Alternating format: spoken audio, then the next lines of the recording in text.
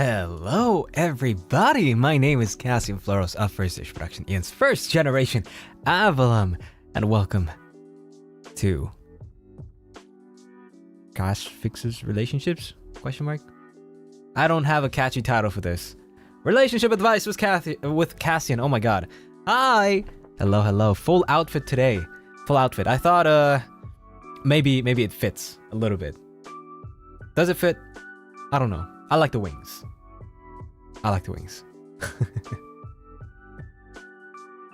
Fixes is a stretch? What do you mean? What do you mean is a stretch? I think it's pretty. I think that that fits. It fits for Cupid. You're right. I am Cupid. A hopeless romantic all my life. I love the wings so much. Bark, bark, bark, bark. Meow, meow, meow. Meow, meow, meow. Our illegal therapist for the day. Illegal? Did you know that you actually don't have to have a license? Or rather, you don't have to have a finished, what do you call this? A bachelor or a master degrees to actually call yourself a therapist? Because that is not a licensed term. Yeah, isn't a protected title, exactly. So technically I'm not illegally a therapist because, you know, you can always be a therapist if you just call yourself a therapist. Does our therapist have glasses for this? Oh, do you need glasses? You need me to have glasses? Wait, let me see.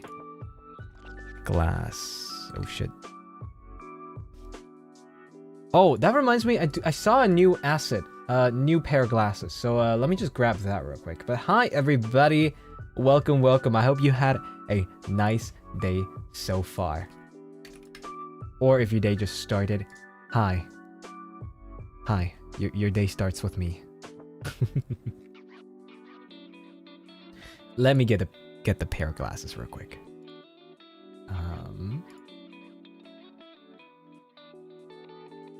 There you go. Downloaded.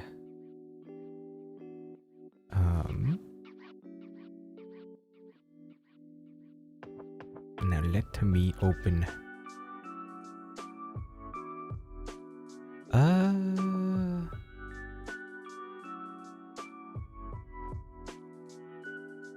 Gotta open our Steam. My day just started. Ooh, with thesis? Damn. My day just started, 9 p.m. Great. Cass is the first thing I see in the morning. Wow. Well then, feel honored that you're graced with my presence. Now let me see. Library. VTube Studio. Where is VTube Studio? Oh, I don't have it open with VTube Studio. That's fine.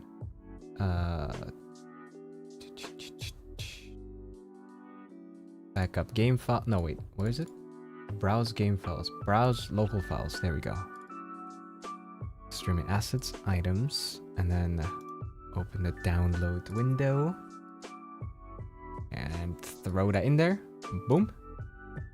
Call it therapist. Boom. Now let's see.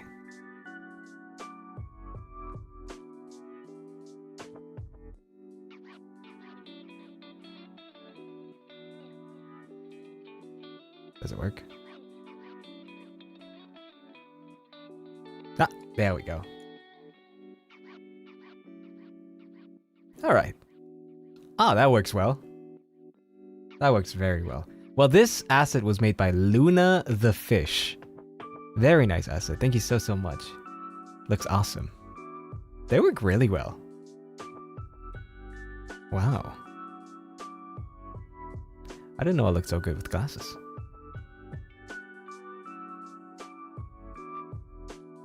Are you gonna make us lay down on a bed like in therapy? Yeah. Sure. Go ahead, lay down in bed. Just have this open in the background if you want to listen to advice. Maybe some of these situations apply to yourself and you don't even know it, right? Maybe they apply to you, but you don't even understand that it does. So, yeah, just listen, all right? 100% professional vibe buff. Yeah. So, why lay down? Well, that's how therapy works. Have you never been to therapy? You know, it's that you can relax and just sit back, listen. Thank you so much. Wait, Sal, thank you so much for the super. Thank you. Tasu freaking karu. Holy shit. Thank you. And Pinkpo, thank you so much for the super as well. Thank you. Good morning, cutie patootie. Today is the pretty sweet scrumptious Ravelite Jade's birthday. Can she get a happy birthday from her favorite singer, you hunk? Happy birthday, Jade! Happy birthday. I'm assuming they're probably still asleep, which I don't fault them for, but happy birthday. I hope you have a nice birthday, a scrumptious birthday today with our relationship advice stream.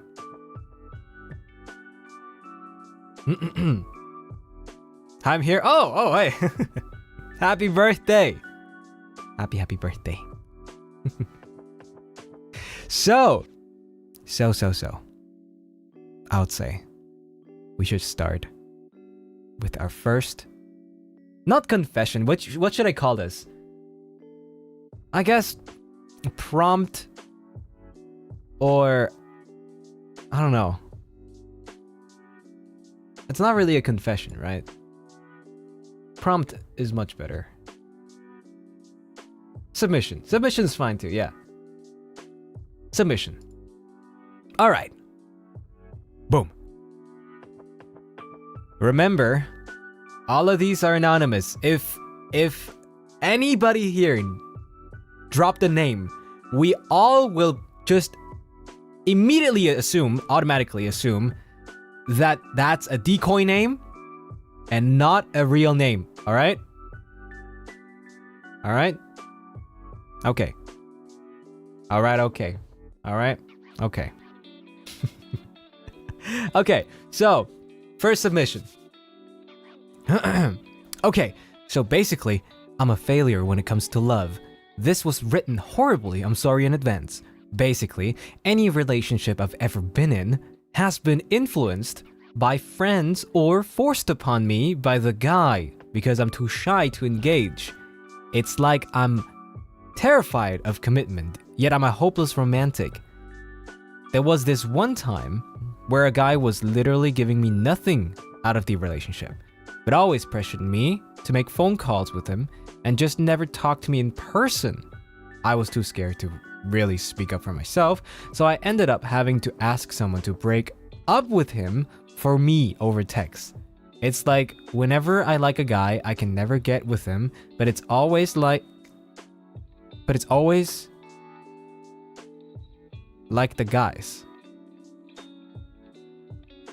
I don't like that.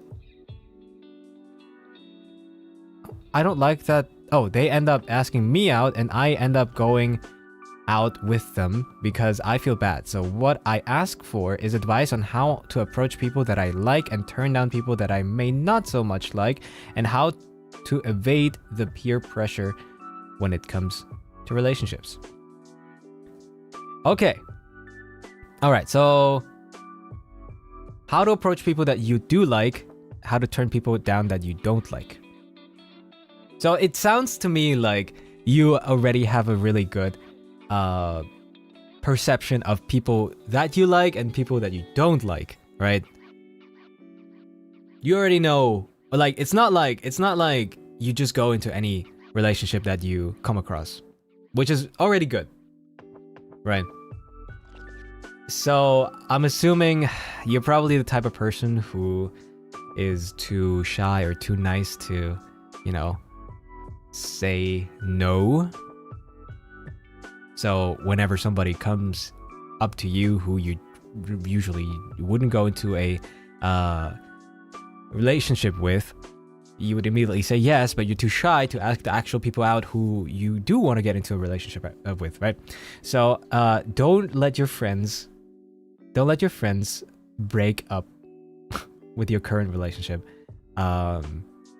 because that doesn't benefit you, because I feel like if you don't cut it yourself, you will think about that person for much longer in the future, right? Just do it yourself, all right? Especially if it's just after, like, over a text message, right? You write it down, you send it, and then after that, you can put your phone down, just put it down completely, put it away. Don't think about it too much. Maybe go play a game. I don't know, go play Valorant, go play whatever you want, right?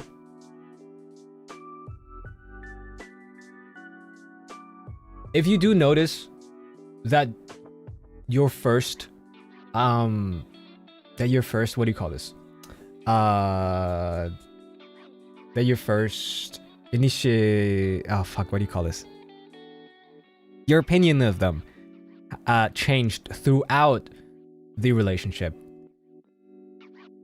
Make sure that you are looking out for yourself first, right? Don't try to fix something that is obviously, like, not fixable.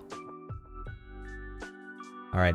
When you try to fix something and they keep just disappointing you over and over again, just draw the line somewhere and either give them an ultimatum, right? Tell them, like, that you just can't, you can't do this anymore if nothing changes. All right. Because you're in a relationship for a, give and take. You're not here for just giving or just taking. I mean, it depends on the relationship, but, like, I'm speaking of, like, equal footing, right? You're here for give and take, right? Sometimes you're in a bad spot and sometimes your partner's in a bad spot, and so as long as you both, like, support each other at the times where you need each other, it's definitely okay. Like, you can never be both. Like, okay, you can, okay, but sometimes it just feels like you're the one giving too much. But if you realize that the person you give your efforts to doesn't A, appreciate it, or B, give you anything back in return, then you have to talk to them first. And after trying to talk about it and they don't fix stuff, then you have to give them an ultimatum. And, like, just be much more strict about it. Give yourself some credit and more self-respect. And you don't have to waste your time on people who don't appreciate you. Yeah.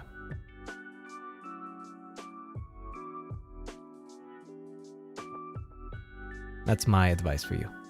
And, when it comes to approaching people who you do like, but you're too shy, well, when it's in person, it's fine to, like, start with some group activities, maybe, like, not just you and that person alone. And while doing these group activities, you can, like, strike up a conversation if you needed to. If the chance comes up, you don't have to force a conversation to make it feel awkward.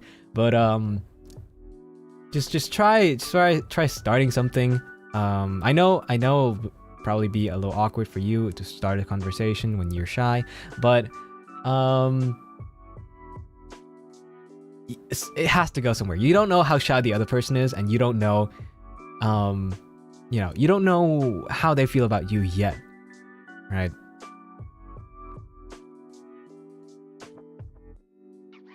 Then yeah, after you have, like, had some small interactions at the very least, you can, like, maybe start doing some smaller group activities, smaller groups, and then go even smaller than that. That's how you can, like, kind of artificially isolate them, and make it less and less awkward, right?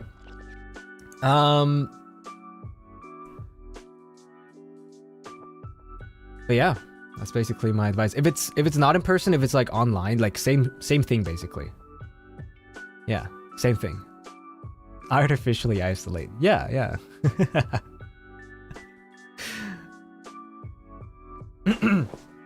But yeah. Also, but if you notice, like, you know, while doing this, they don't give a shit about you, then just let it go. Just let it go.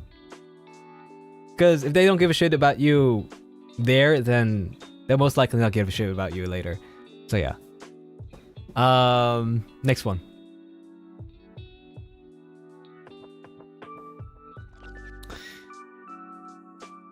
All great Cassian and Dewdrops, help!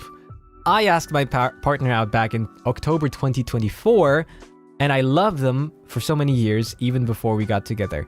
I feel like they're not the man/woman I've always pictured myself with, but I can't bring myself to break up with them. It's also because they speak French, and I don't want them to spend the rest of my life speaking French. That's crazy. Okay. Well, you speak French, right? Then, okay, well, let me see. First of all, sometimes in life we have expectations of our future partner that we don't realize yet that they might be unrealistic. Or, you know, a little too high. The standards are maybe too high. So, but if you feel like what you are not getting from your current partner is a necessity for you in the future, then it is probably better, like, and the most respectful way, or the most respectful thing to do, for the both of you, to end the relationship. And before you do that, though, make sure you've communicated that to them. Like, maybe they do have that in for you. They just didn't know that it was a requirement for you, right? Before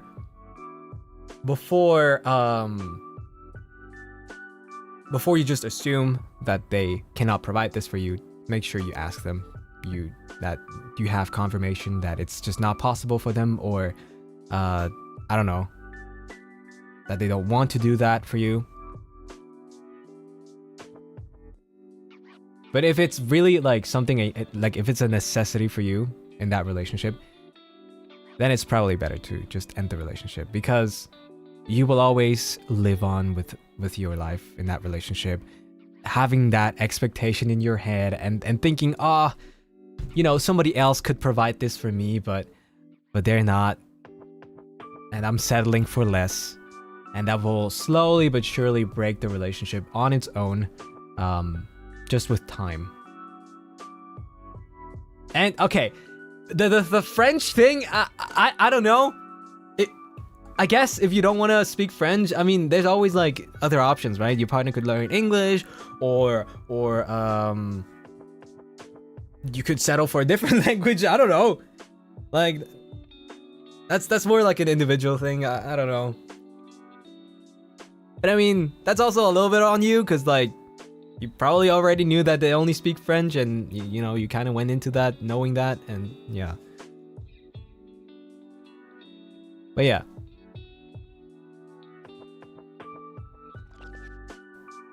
Anyway, next. Alright, that's a short one. My friends say I'm too picky. I want flowers and to go on dates. Should I just settle? Well, that's picky. That's picky? What's not being picky? What's not being picky then? What? How is going on dates picky? How do you meet? How do you get to know each other? What? Oh, you could argue that flowers are picky, but I don't feel like flowers are picky. Especially not in the early phases. Like, no, what? Cassian, I love your horns. My horns?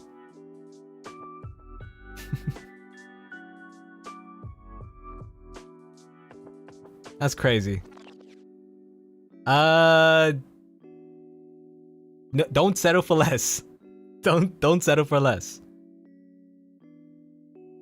Like, unless where you live, flowers are a rarity and they cost a gazillion dollars per flower, then don't settle for less.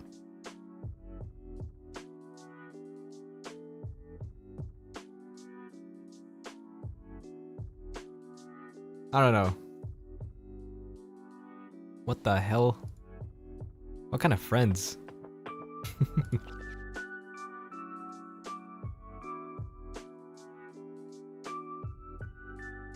Would never say settle for less. Oh yeah. Then just pick them out from a random garden. That's true. That is true. I think, personal opinion, I think picking flowers off the wild is much more romantic than buying them. Personal opinion.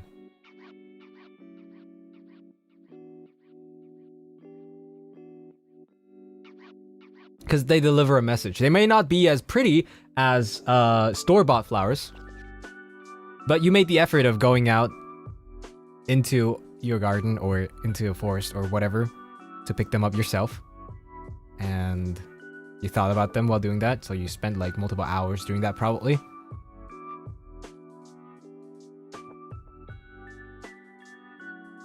I like origami flowers more. Ooh, that's a lot of effort too, and much longer preservable.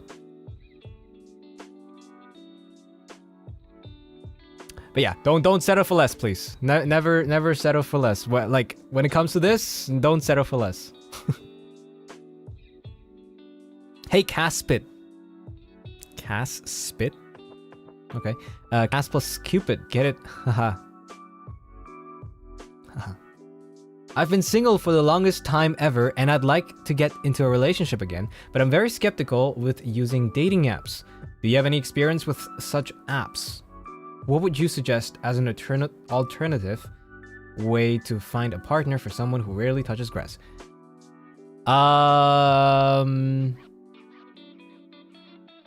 I've not used dating apps to date before. I think dating apps, I don't know. I don't like the idea of dating apps because dating apps, of course, shows you like the good side of people. Like their best side probably, but not their real side. You know, the real side you'll get to know after you had multiple dates. And I feel like that's a waste of time because like most of the time I like A, they just want to fuck, or B, they're probably not your type, or A, in the very rare case it can be a good guy and or a good girl, and you know, it can work. But dating apps who just go on Valorant, that's crazy. They're catfishing. Yeah, that's what I'm saying. It shows only their best side, right? And I mean, yeah, sure, that's cool, but like, you're not always gonna have that perfect side of them, right?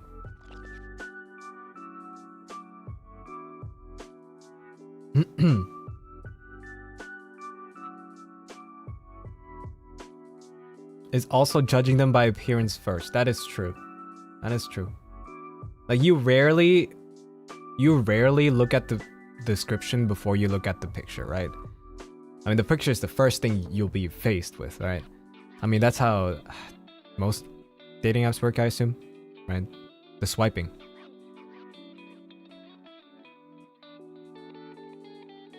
I don't suggest dating apps, though I can't say that they never work. I mean, Of course, there are always cases, but I don't think it's very great.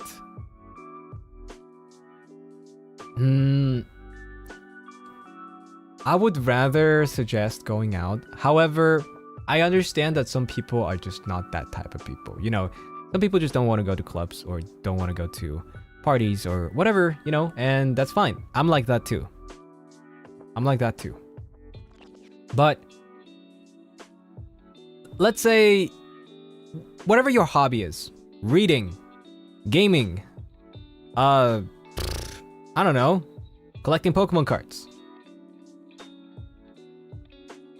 At whatever you're doing your hobby, most likely you'll be able to find other people to connect with, right? Gaming, so Valo? No, that's not what I'm saying. Not on Valorant, but like if you game and you, I don't know, find a friend group or community, and you can make some connections there. That's probably better than a dating app.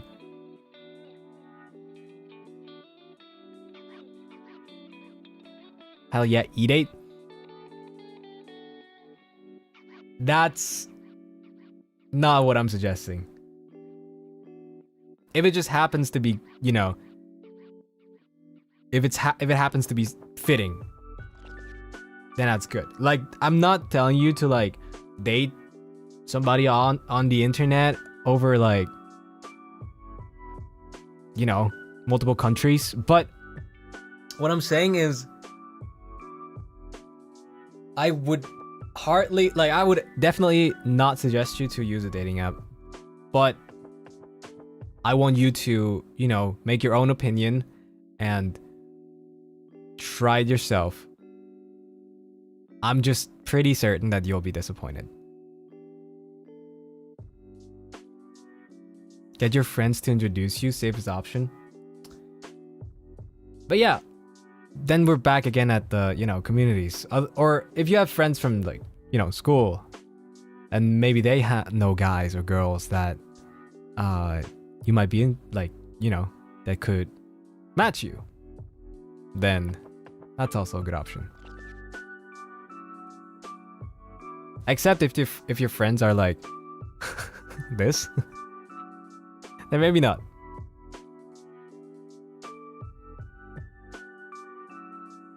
How about blind dates? Yeah, I mean, they say they rarely touch grass, right?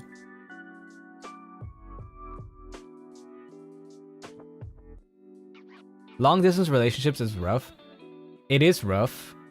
It's not something I personally would do. It's, I don't know. I just feel like I need the physical contact, I think.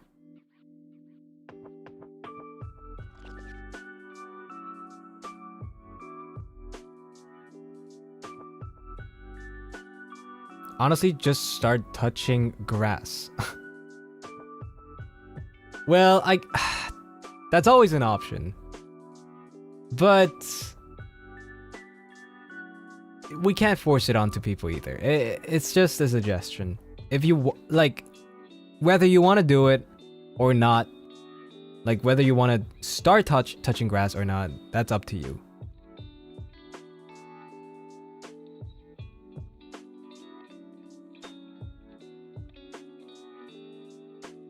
Date the grass? Oh.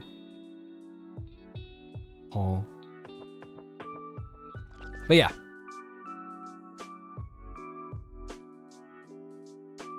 That's my suggestion. Though I highly suggest you to not use dating apps, but it also depends on your location, I guess.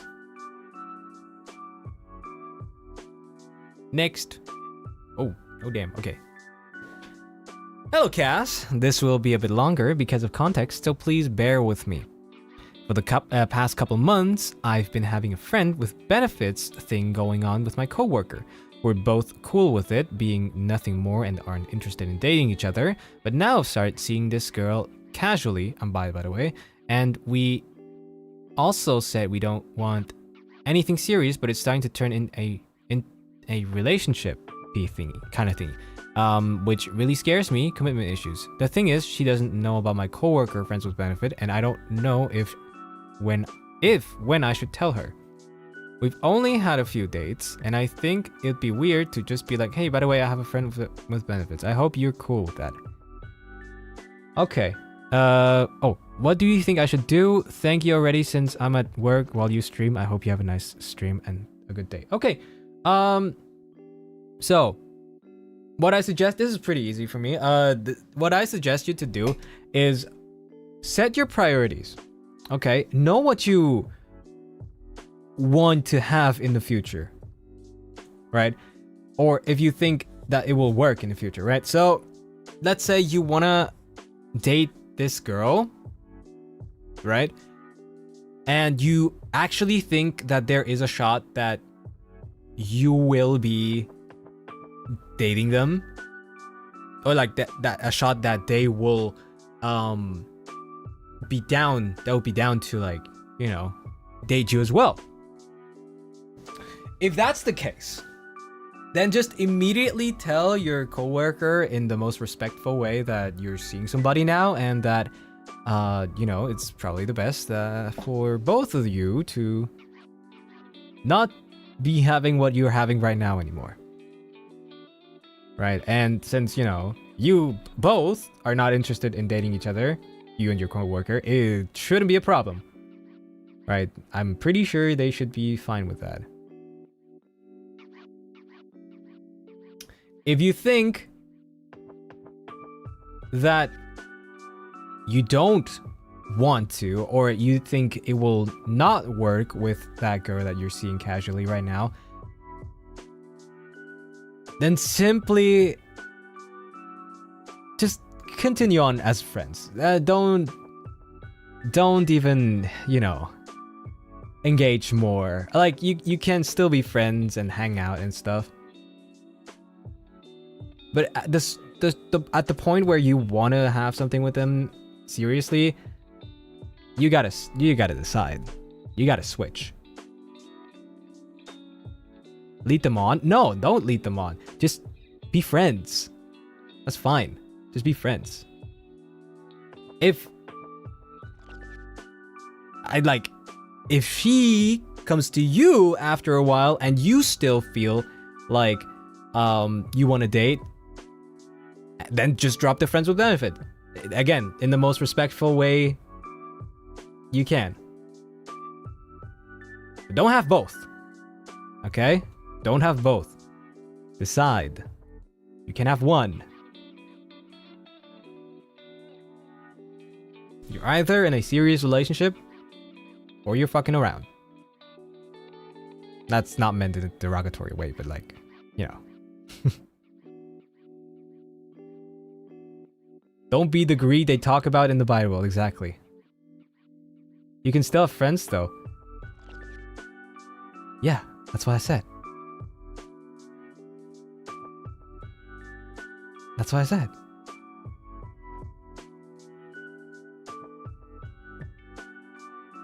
Friends with benefits never work out. I agree.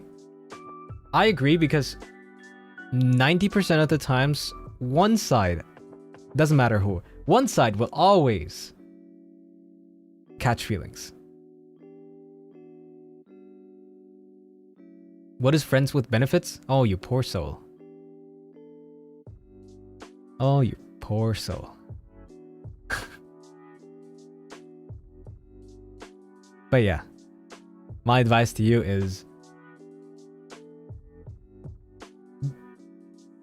set your priorities. Decide on the side. Okay? Whatever it is, take one.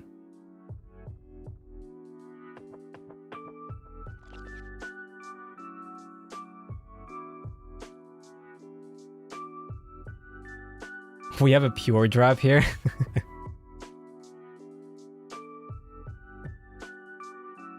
Who said financial benefits? Yeah. Yeah, my friends with benefits is they give me money every month. So stupid. Alright, next one. My boyfriend and I have been together for more than 2 years, and there's this specific action of him I don't really like. You see, he loves talking about his interests, like ZZZ, and lately he's been getting into Umamusume.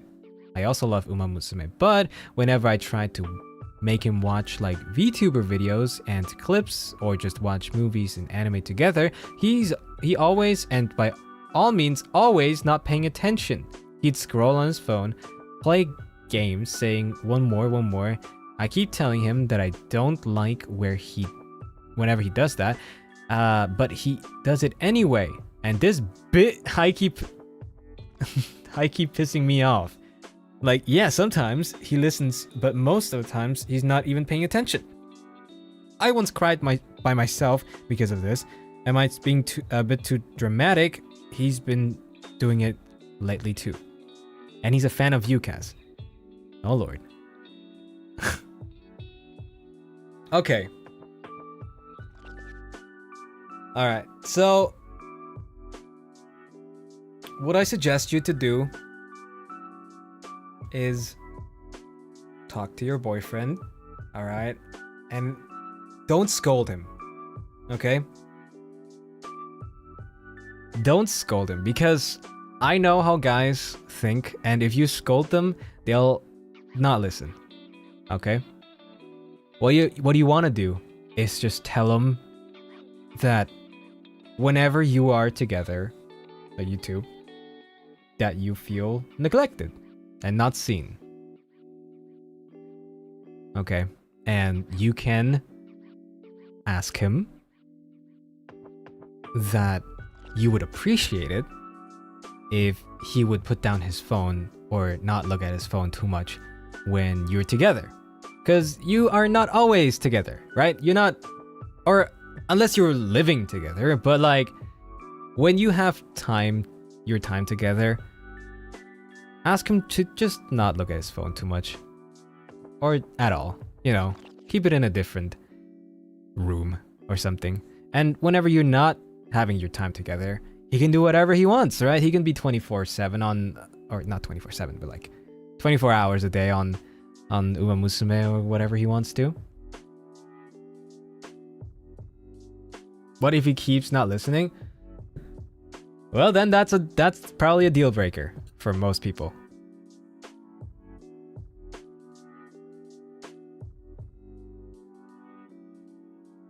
But yeah, the best way is to tell him in a respectful way. Like I said, don't scold him or don't sound condescending. Like, you're always on your phone when you're with me. Can you stop that or something like that? You know, they won't listen to that. I'm promising you, they won't listen to that.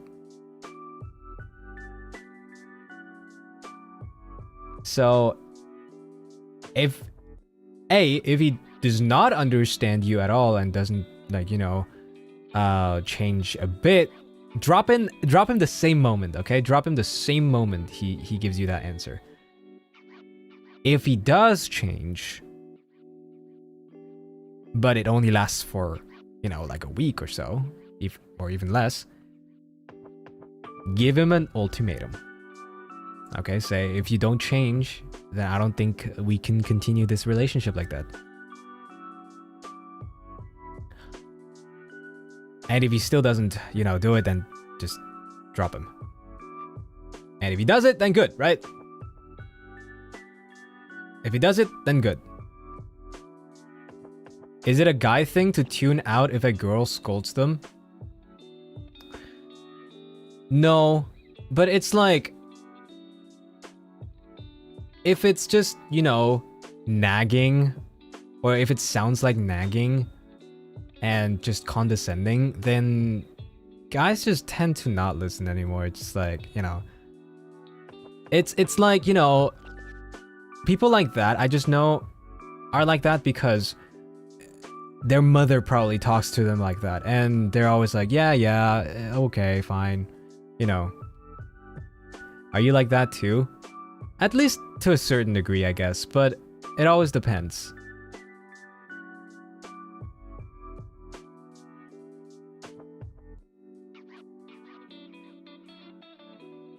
Is it like an ego hit? Less like an ego hit, but like they're used to their mom talking like that, and they're also used to like not listen to their mom, so you know.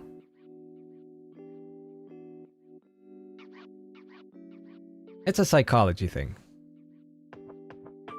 But yeah, that's my suggestion. Next. How do I cut someone off when I've been dating them for years? So once upon a time, okay, I was in high school, right? And I found a group of extremely problematic friends. There was this one girl that had always a crush on me. She would get in other relationships and try to be friends with my friends just to be in a relationship with me, rather than asking me outright. She would stalk my socials, ask people about me. Even after I tried to block her, since she was creepy as fuck, she still manages to rope into endless drama even now. For instance, recently she got with the most abusive guy in the planet, yet despite our best efforts to get her to break up with him, she still stayed with him and yada yada yada. She even gets pregnant by him. There was even one time she asked me if I wanted to join her in a poly with this abusive guy. Of course, I said hell no, but at the same time, I really feel bad for her and wanted her to get out of that situation. Okay, so that's the case of not my problem. That's not your problem, and obviously she, you know, harasses you in her own way by stalking and, you know, forcing her way into your friend groups. So you worrying about her is too nice of you. Okay, that is not your problem, not your business. And if they thought that going into a relationship with an abusive guy was the way to get you into that relationship as well, then again, that is not your problem.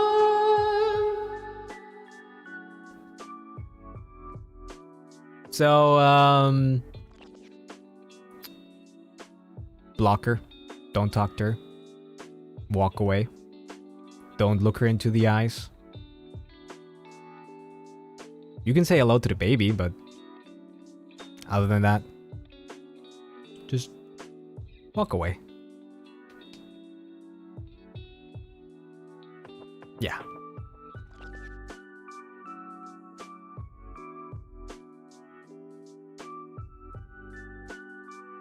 The baby? The baby? Don't say hi to baby. Why? Baby, it's not baby's fault.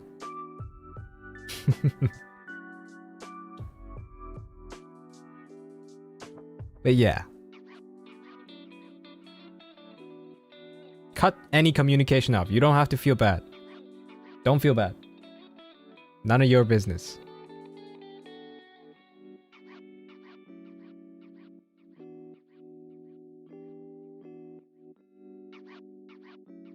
Next. Me and my childhood friend, Male, binged an anime recently. The MC's name rhymes with meow meow. Okay. And every time the male lead for the anime came on screen, I'd gush over him hard. I'm so in love with that man, oh my god. But anyway, my childhood friend would constantly joke about him not being all that, and that he's better than the male lead. So I keep mentioning the male lead of the anime to annoy him. Recently, he's been copying his behavior and looks. Not the clothes, but the way he'd interact with the MC of the anime. He'd start doing it to me, once literally placed his finger on my lips and placed my lipstick on his lips. I wouldn't have thought about it much if this didn't come out of nowhere, because he never did this before. Thing is, if he's hinting that he likes me, I've told him many times before that I see him as a brother. He's never confessed, but I don't know if I should make him confess out of nowhere, because this is just weird and makes me feel awkward.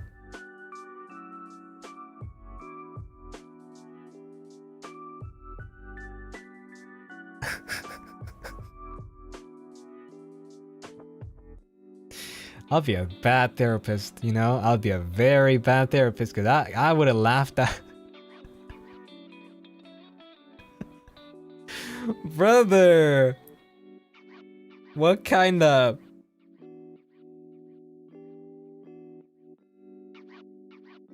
That's kind of cringe, not gonna lie.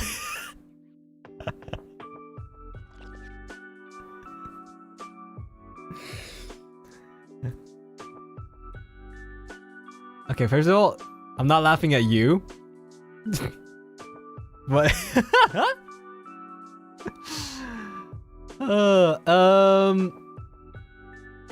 okay, yeah, I mean, this is a pretty obvious case of he wants to be what you like, right? And him trying to do that even though you told him that you see him as a brother is just him being desperate now, right? He's like trying everything now. Also,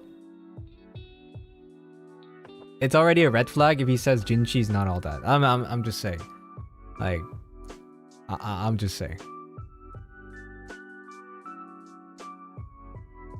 But you don't need to make him confess out of nowhere.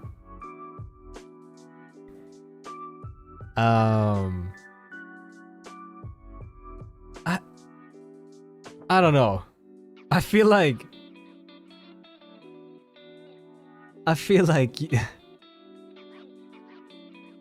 these are childhood friends. I'm not suggesting you to like cut off all contact with him, but like maybe, you know, just try distancing a little bit. Make him lose that crush a little, you know. Because obviously you don't want anything to do with him, and or like, you know, just stay friends. But you can stay friends without, you know.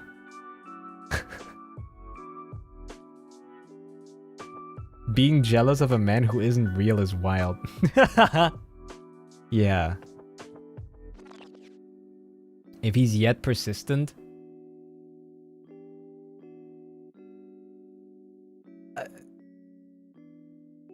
I think I don't know. This is a very complicated situation in which he thinks he's being slick, right? He thinks like you wouldn't pick up, or you didn't pick up what he's trying to do immediately, right? He thinks, haha, if I start slowly being like Jinchi, she'll like me, haha. You know? And like, calling him out on that is an immediate friendship breaker. I'll tell you that immediately. Like, he'll be so embarrassed that he'll never want to show his face to you anymore. I'm 100% certain. Because doing this, my lord. So it's very complicated right now. If you don't confront him about it, then he might keep doing it.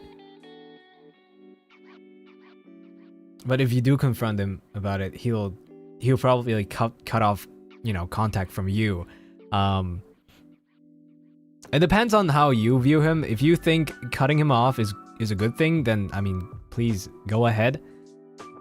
If you still want to be friends, I suggest you to just distance yourself a little bit. You know, don't, if you hang out every day, maybe don't hang out every day.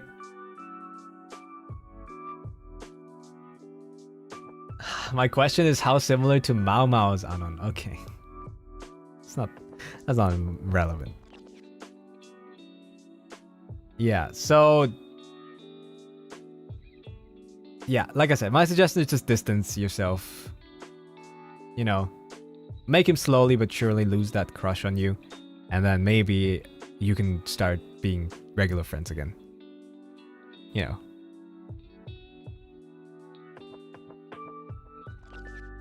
I'm like playing chess right now. I'm looking at the chessboard, looking at all possible moves and like see what move loses less. Cause like right now we're in a really losing position. And like I don't think there's a way to win. It's just how do you lose less?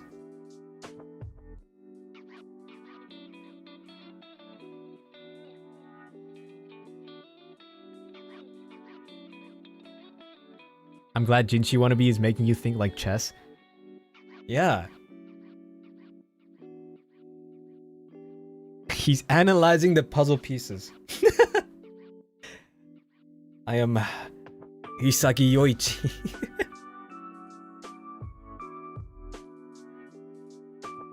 What's the easiest way to lose? The easiest way to lose is just to confront him. And then lose the friendship. But if you see that as a win, then hey, I'm telling you, go ahead. Go ahead.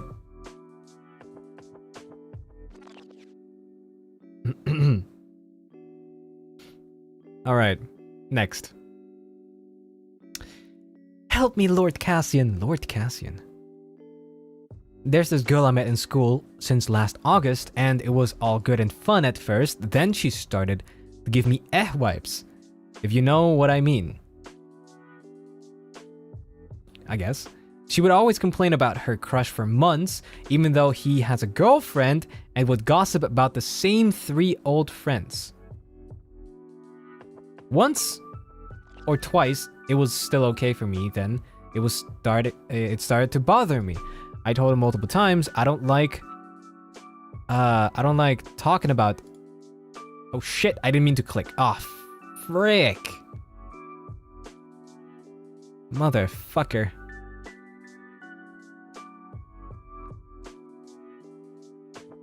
God damn it!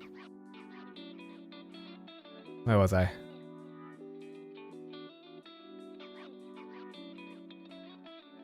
There's so many. Oh my god. What the helly? Where was I? There's so many! I didn't even notice that there was so many! What?! I'm still scrolling! Oh, there we go. Okay. Alright. Alright. I don't know if I can do all of them, by the way. Damn. Why did I see cousin? Oh. Oh, Lord. Okay. Sorry. Here. Once or twice it was still okay to me, for me, then it started to bother me. I told her multiple times, like, I don't like talking bad about people who I personally don't know myself, etc., but she continued like nothing. Another thing was she would cuss me out and even yell at me for not helping her with her work. But the one time I need help, she would act dense. Then a few months ago, I wrote her a whole text about my feelings and that I'd want to step back from our friendship a bit because it was really bothering me. But now she invited me to her birthday party in 2 weeks. Should I go or not? I don't want to sound mean either. During that break, she never stopped calling or texting to vent about her crush. Okay. So, again, this doesn't feel like a give or take friendship. This just sounds like a give friendship. Okay, you give her all that, and she gives you nothing. I suggest you to make up an excuse to not go. And I know lying and everything, but like, just don't go. Don't go to the birthday party. If you really don't value them as a friend anymore, and you sound like it sounds like you are just constantly being in mental pain because of her, then she's just not worth the energy and not worth your time. And it's not like she's your only friend. I hope.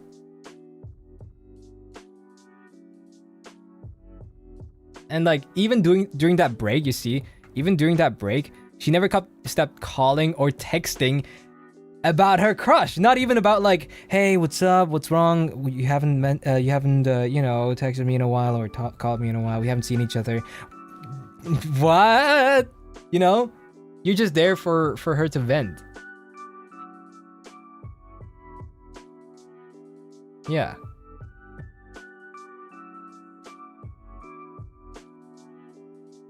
So This is a case of fuck off. Yeah.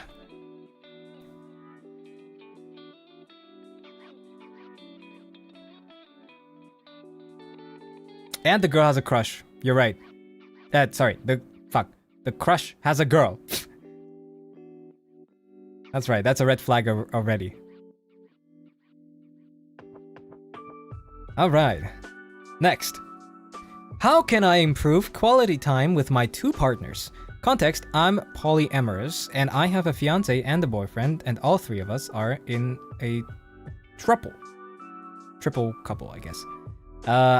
I'm just wondering how I can improve spending quality time with them. Because we text all the time, but I'm the main planner in our triple. But scheduling is hard due to my boyfriend and I having school. I'm in uni, and they have started uni prep / college. My fiance does volunteer work through the week, Monday, Wednesday, Friday. While we have a general idea of our schedules, I just want to be able to spend time with them, but not being the main planner. I've communicated this to them, but there has been no improvements. Also, I haven't proposed to my boyfriend yet because, again, he's in school and just started uni prep studies, and I wanted him to finish that first.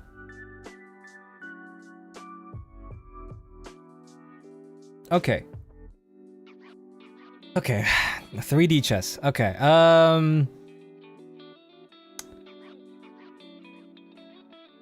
Your problem is you want to have better quality time. And the main issue is you don't want to be the main planner.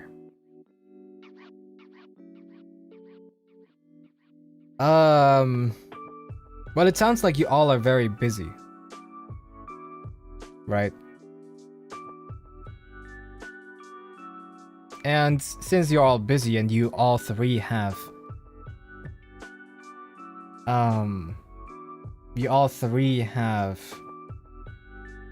your own schedule, it'll be very complicated to find a good time together. But it sounds like you have the weekends together, right? Because uni doesn't do weekends, and your fiance works Monday, Wednesday, Friday, right? So that's actually a good suggestion in chat. Maybe use a scheduling app. Since obviously your partners don't want to help you use be a part of the main planner or part of planning, using an app to make it for you easier could be a suggestion. And also, it would need their own involvement a little bit. It just needs them to do, like, probably to put in their own schedule into that. Probably, right?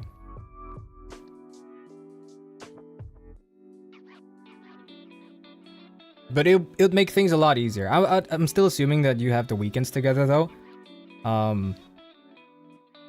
But I don't understand, like, what kind of part of the quality time you need to improve, right? I don't know what you're doing in your private right now. And I don't know what part you need to have improved. But if it's like ideas of what to do,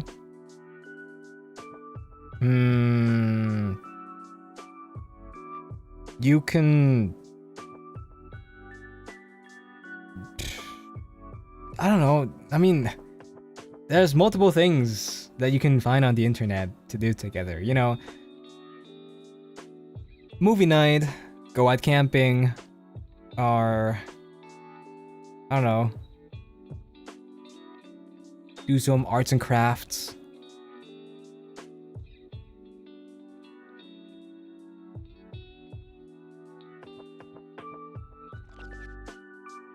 D&D get together. I mean, yeah, whatever floats your boat, right? But using a scheduling app would definitely help you have an easier time, right? Because it sounds like no one of you wants to be the main planner. Which is valid, right?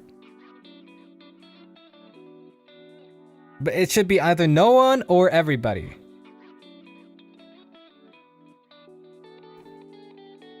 Get 2 more partners and become a Valorant roster. Okay. Alright. Actually, don't. Please. Alright. Next one. Not really about relationships, but how can you find partner? I've been single for almost 3 years and no one looks fine to me. Except you, Cassian Floros. That's a good idea. That's a not a good idea. That's a good question. Sorry. That's a good question. Good idea.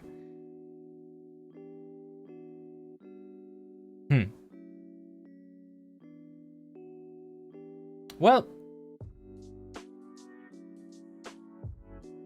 I would tell you like the first thing I'll tell you is you shouldn't be looking for a relationship.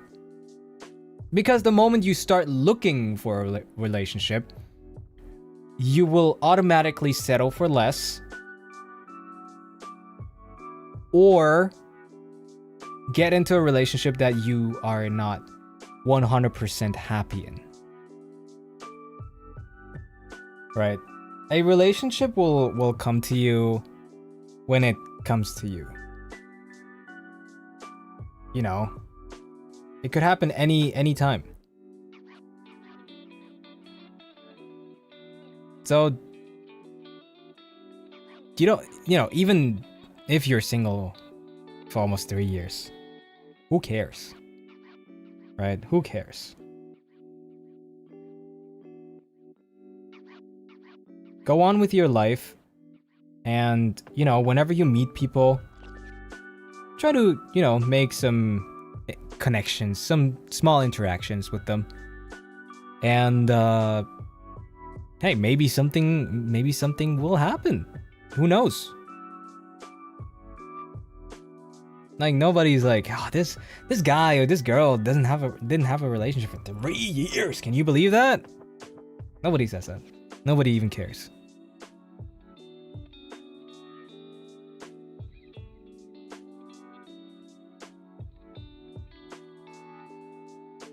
Next one.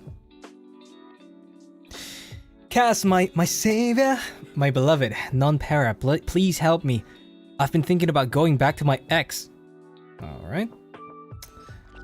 Nah. But it's not like he cheated or anything. We broke up since I guess I was being too clingy and jealous. Cause he was out on a lot of parties and I liked staying home, and that might have bothered him because I also wanted him to stay with me and spend a bit of time with me as well. Was I being too clingy or jealous there? I don't know, but he's been so sweet and nice recently and bought me a rose, which was so cute.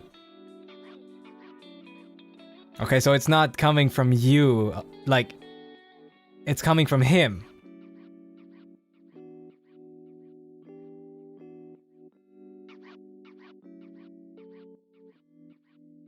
At first I thought, you know, you miss him. But it was him who re-engaged into you, and now you're overthinking it.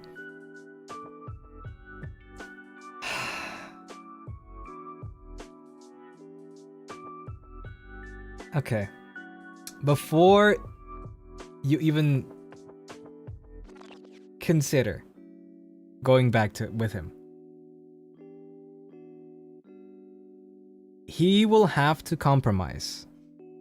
Okay, he'll have to compromise to not go out to parties. Okay? Not go out to parties too much anymore. Like, I think I would probably be understandable if for like once every 2 weeks maybe, or I don't know, maybe once a week max. But I feel like if he doesn't, like if he didn't compromise for you when you were together, it's hard for somebody to like compromise again. I feel like for people like that who go party all the time, they're not fun as a person if they can't be fun without alcohol and party, you know?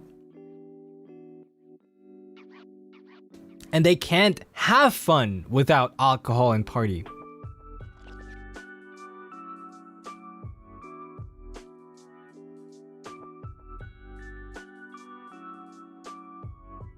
So I feel like if he has to compromise for you, it'll just be very bad for him as well, because he'll just feel like, oh, what are we even doing here? Like, we're just sitting around, we're just cuddling on the couch or whatever. They're both just incompatible. I feel like, yeah, I feel like that too.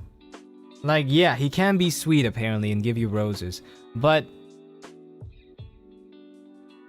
this is part of the honeymoon phase again, right? Where they start being nice, they start being they start compromising a little bit for you, and then once they have you again, they'll just, you know, do their own shit again. Cause they missed having a relationship. But I'm assuming they didn't miss it specifically with you, but just having a relationship.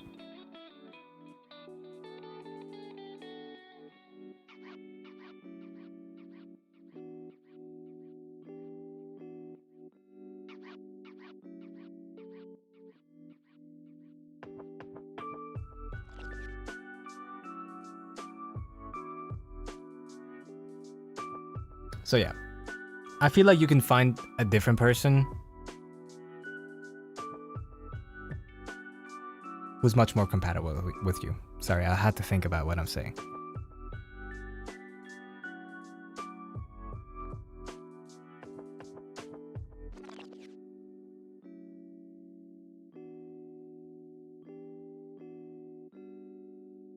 The door's already dead bolted. Don't try to open it again. Yeah, exactly.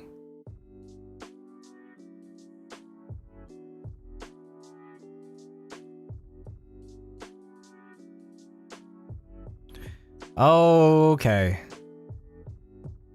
Okay, let's see.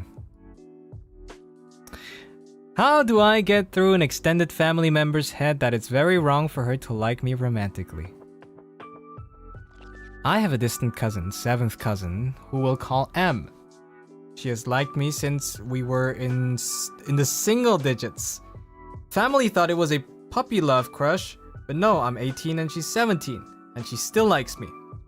Despite her dating around through high school, a few strings were pulled, or strings, and now she lives in China with her family, thanks to the help of another cousin of mine. But she's still insistent and calls my dad all the time just to contact me. She also likes A, but hasn't contacted her in a while due to our grandma banning communication between them and A at A's request. Another cousin!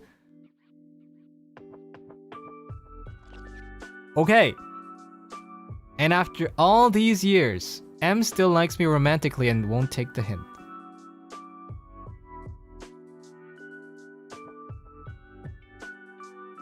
That's a fat block button on any social media app you've ever seen in your life. Like, hello? It doesn't sound like you have regular contact with them.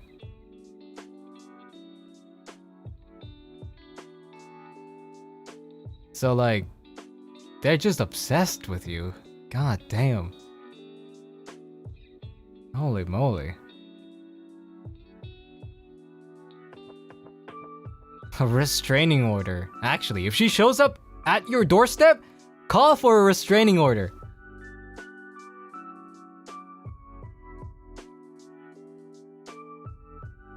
Why do they like cousins or their cousins in general? This must be some kind of kink, because there's no way coincidentally the two guys or girls or whatever that she likes are her cousins.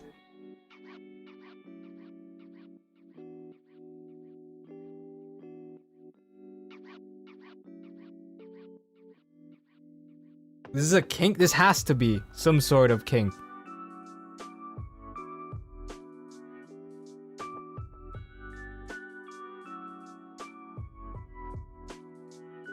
That is crazy.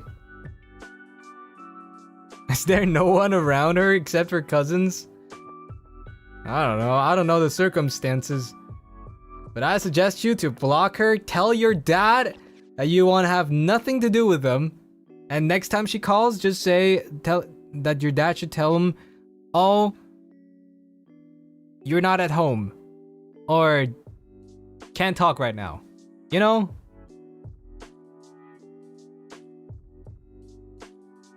Yeah. Next. I've been friends with this guy since middle school. We don't talk much, but we keep in contact even after I was in college.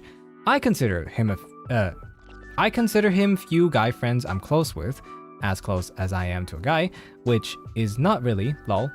And then one day, he sent me a message saying he's interested in me and asking if I wanted to try to get to know each other. Not dating, but kind of like courting, maybe. I'm not sure. I was so confused because I only see him as a friend. But I answered him like, okay, if it's just to know each other, then fine. And then a month after he asked me if it's okay for our parents to meet, I was like, wait, what? He said he wanted to know... know first, but... What? But why... Oh, each other first, but why bringing up our parents? So I refused him and made it clear I don't want to involve our parents when we having to make any progress to know each other. And now it's been more than a half year since he confessed to me, and we still don't talk much. It's just better than when we were just friends. It's not better than when we were just friends. So please tell me what I should do. Oh no. Oh no, I think he I think he thought you guys were kind of official already.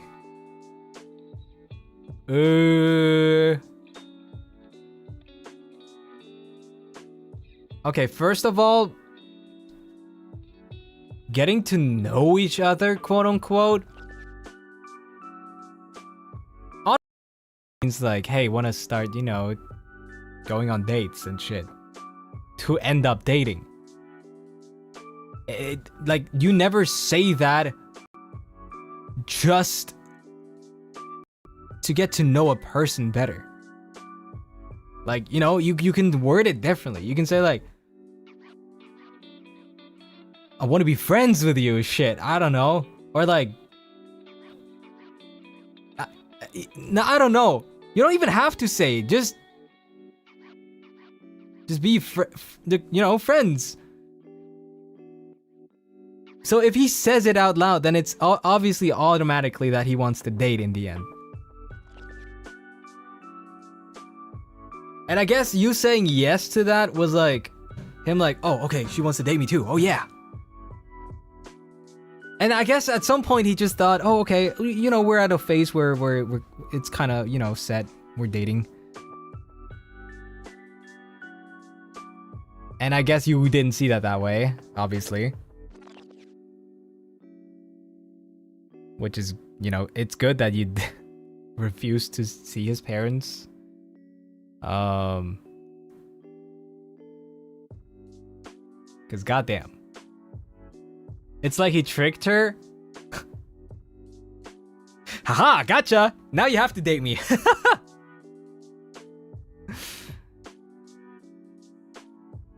Yeah. I think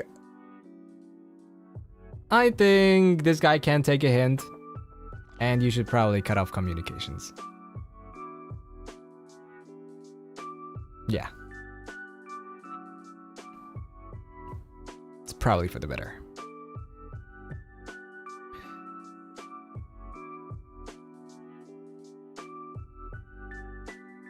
Next, I have a crush on my friend.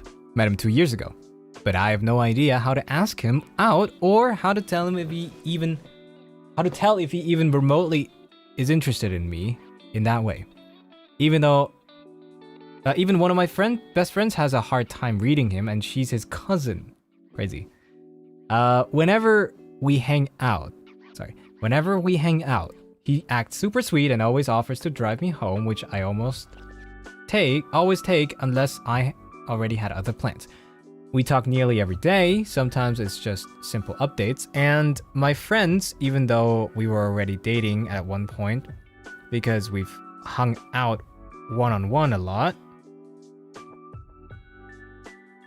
Oh, we even found each other on Bumble, matched, and make jokes in our next hangout about going on a Bumble date. But he is so hard to read, so I can't tell if I should ask him out or just not risk what we have now.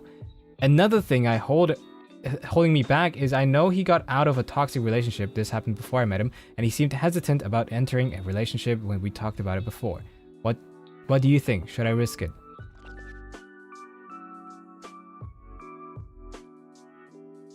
Okay. I'm gonna be honest with you. If you've matched each other on this dating app, then it's kinda obvious that he'd be kinda ready for you, you know? Or he kinda sees it. Cause I'm telling you, if I saw one of my friends on that dating app, I would just swipe left and hope that they didn't see me, and I act like I didn't see them, you know? I'm like 95% sure that you have a very good chance, you know, of not like immediately going to a relationship, because like you said he just left a toxic relationship, but I think he's at least willing to try it with you.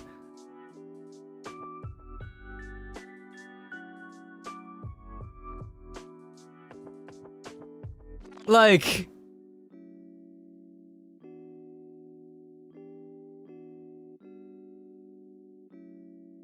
are you sure? Because if they're super close, it's funny to be like, sup, bro?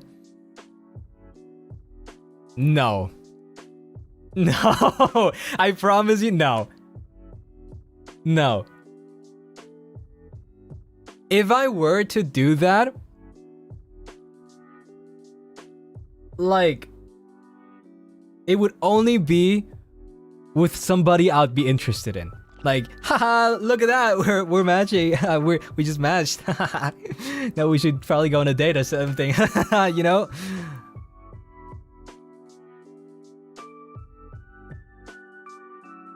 No. I promise you, he'd at least give you a chance.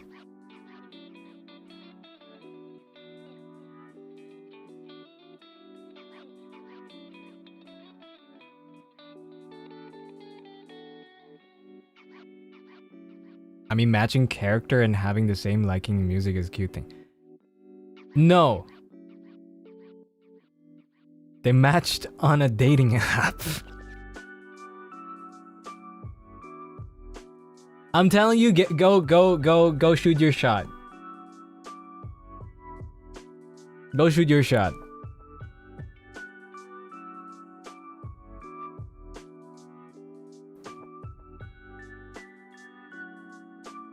Okay, next one. Dear Mr. Cupid, I've been single all my life. It's not because I have no game, but the dudes that hit me are all jerks, League players. I've rejected them because I want a stereotypical looking e-boy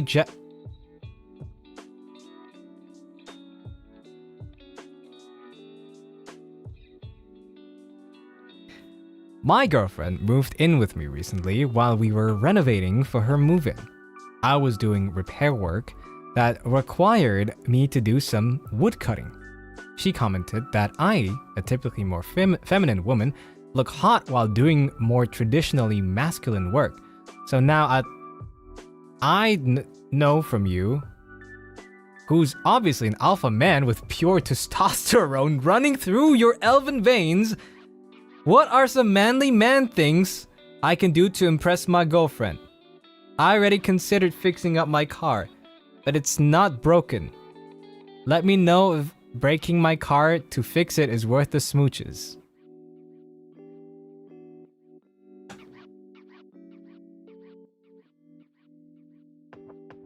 I can't tell if this is serious or not. Enroll in the military. No, I'm kidding. I'm kidding. Don't break your car. That's a waste of money. You can pretend like you're doing something on your car, you know? Smudge some oil stains on your face and then just, you know.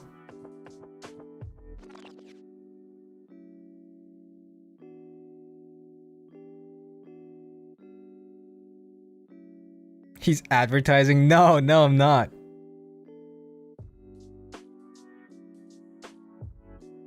Maybe build a shed in your garden or something?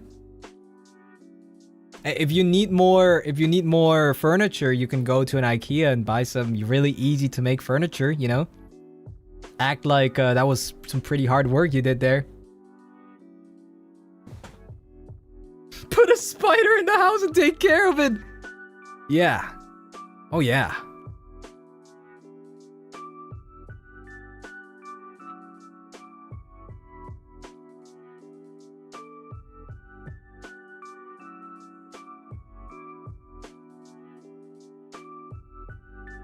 Yeah, I mean, manly man things. I don't know. Fishing. Fishing's good. Fishing's pretty good.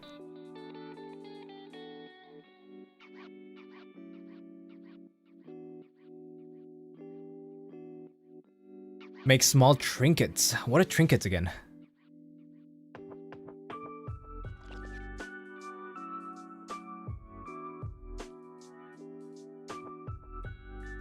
Repair your pipes. Heavy lifting or using ladies first. Okay. Yeah, how about that? Start working out. You know, home workout. How about that?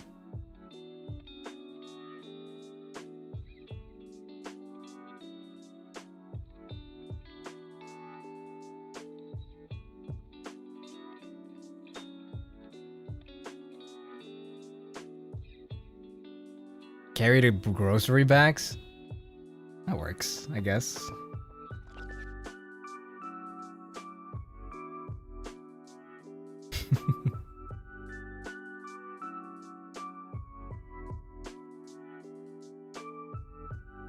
Try to manspread. I'm kidding. Yeah, I mean, it's a lot of things you can do. Anyway, next. My girlfriend, F25, and I, F25, have been together for just 10 months, but I can't help but notice she's been a bit distant lately.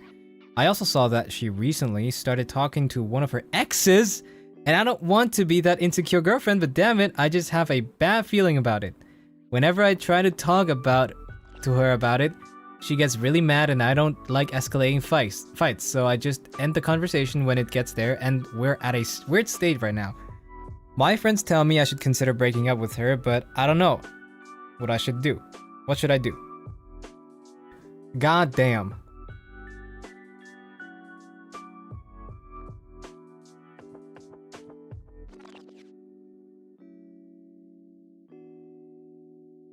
Try to force the conversation. You know, like, what's she gonna say? When you're like, why are you texting your ex? She's gonna be like, you are insecure. Just tell me the reason. What are you saying, you know? Like,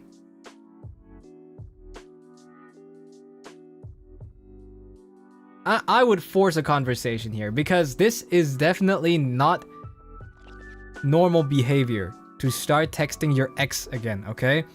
And no, like, there's no excuse, no world where this can be acceptable with an exception. All right? So just force the conversation. You will win that conversation. You'll win that dispute, sorry. And if she doesn't want to talk to you, then tell her, like, that's a deal breaker. Like, you don't text your exes. That's just not what you do. If you have a problem with, like, if she has a problem with you, then she just talks to you, comes up to you, you know? There's no reason for her to text an ex.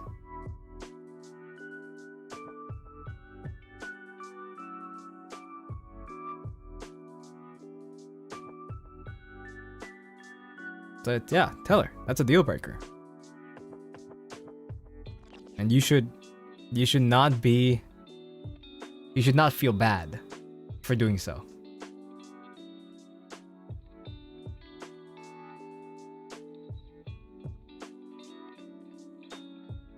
Next. This guy hit me up saying he was interested in me and wanted to get to know me better. We haven't met IRL, but he's my college department's representative. Okay. I said sure, and we've been talking for a little less than 2 weeks now. He's really hung up about experiencing sparks in a relationship, while I truly believe we're meant to take our time in getting to know each other. Right now, he's not even courting me yet, but he feels 50-50 about me because he doesn't feel any sparks while we're talking, and we've run out of topics to talk about. I feel like he's really impatient and has a lot of expectations in this relationship, but I still want to give him a chance because he's a green flag in every other aspect. Should I wait it out, or am I wasting my time? Sparks? I mean, if he's outright saying, like, I don't feel it, then you shouldn't chase that, you know? Like, he's like outright telling you, like, you know, I don't feel like it, you know?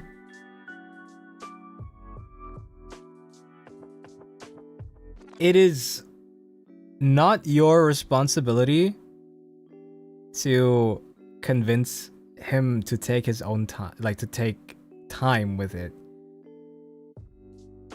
I'm pretty sure he'll understand that doing it that way will lead to relationships that won't last long. You know? Because what he's looking for right now is just a honeymoon phase. Right?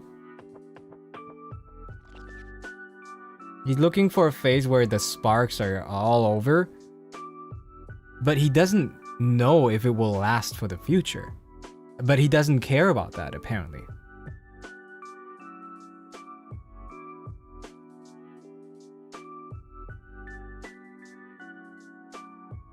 He just wants to flip. I don't know about that. I don't know. I just feel like he doesn't understand that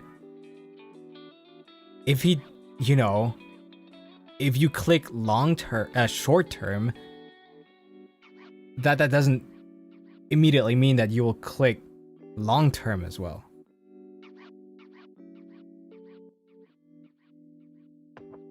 If you think about it too, sparks don't last long. Yeah, exactly. Exactly.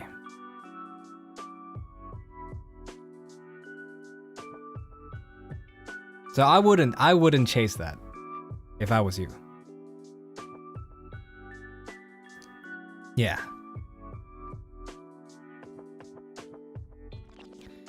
Next question or submission. Hey Cass, I keep attracting toxic people who don't know who don't have good intentions or try to take advantage of me. It's happened multiple times because they usually see me as naive or easy to manipulate. I usually catch on and cut them off, but it's exhausting dealing with somebody who disrespects my boundaries and acts like they own me. Someone once told me I might be because of my appearance, that I look soft or too trusting. TLDR, I look easy.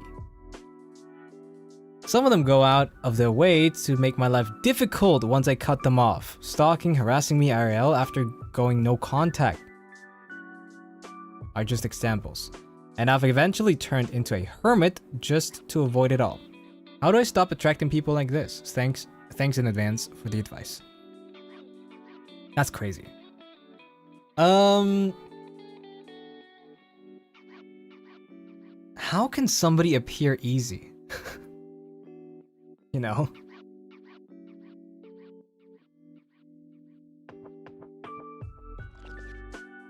How do people appear easy? Okay, so turning into a hermit, sure. It's good to just cool down for a little bit at least. Right.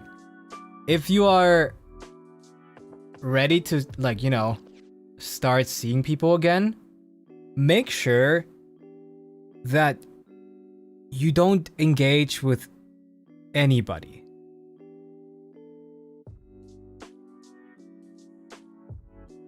Right? Don't engage with anybody. If they do give you the ick, don't overlook that. Just, you know, you might appear easy because you just are too agreeable, or you let stuff go through too easily. Right?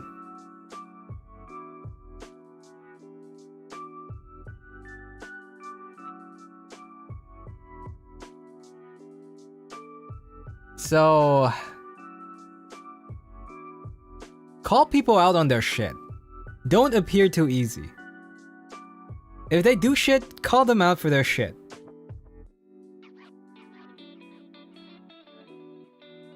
If they say something bad, you just say, I don't like that you just said that. You know, don't let too many things slide. That's probably what makes you look easy. Because I feel like appearance, I mean, appearance-wise, how do you look easy? You gotta act easy, if anything, right?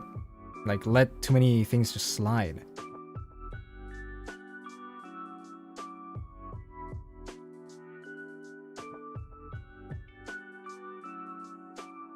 Barry, thanks so much for the super, by the way. Just popping in to wish good luck to all the single drops. Hope you all follow Cass's advice and wind up with as many thriving ships as him. How many do I have? Yin Yangs. I have sea flowers. I don't even have as many, no? I mean, I don't even have half of Ravenous, right?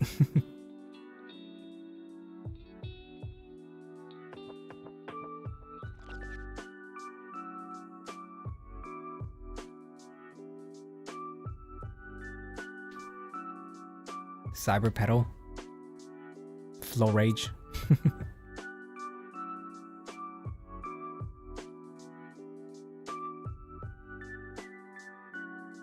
Yin Yangs after yesterday? What? What happened?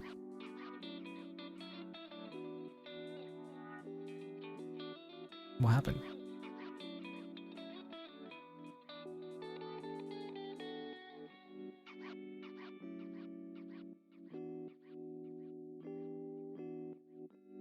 You ignored your boyfriend's Discord calls? What? What are you talking about?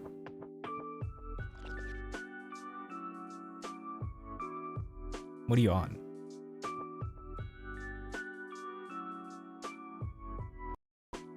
Explain yourself? What do I have to explain?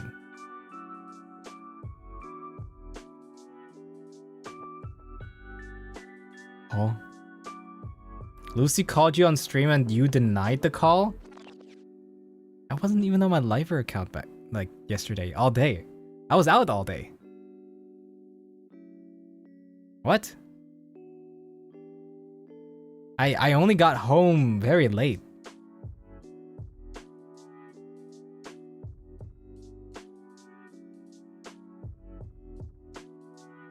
Were you not on Twitter? Did he call me on Twitter? He didn't even check? What do you mean I didn't even check? I didn't. I wasn't on my Liver account yesterday all day long.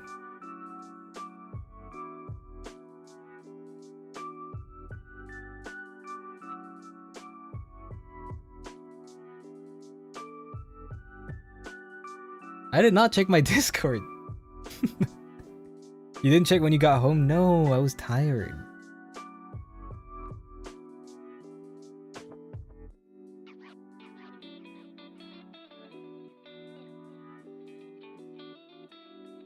I didn't deny a call. Guys, I didn't deny a call.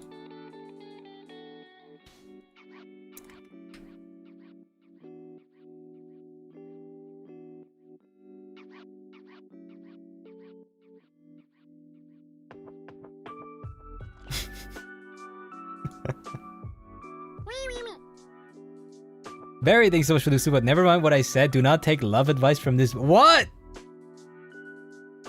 That's crazy. I'm being set up. You're in D tier now, though, Cass. Crazy. Crazy.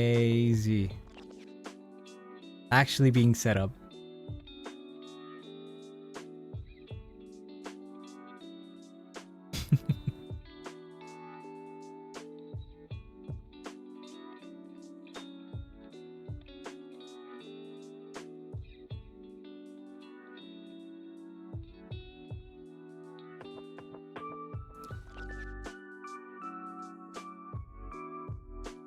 You're in I don't exist in their life tier. In whose tier?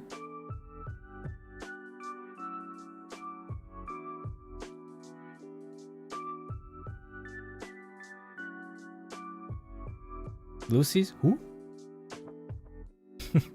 Who? Who Megalol?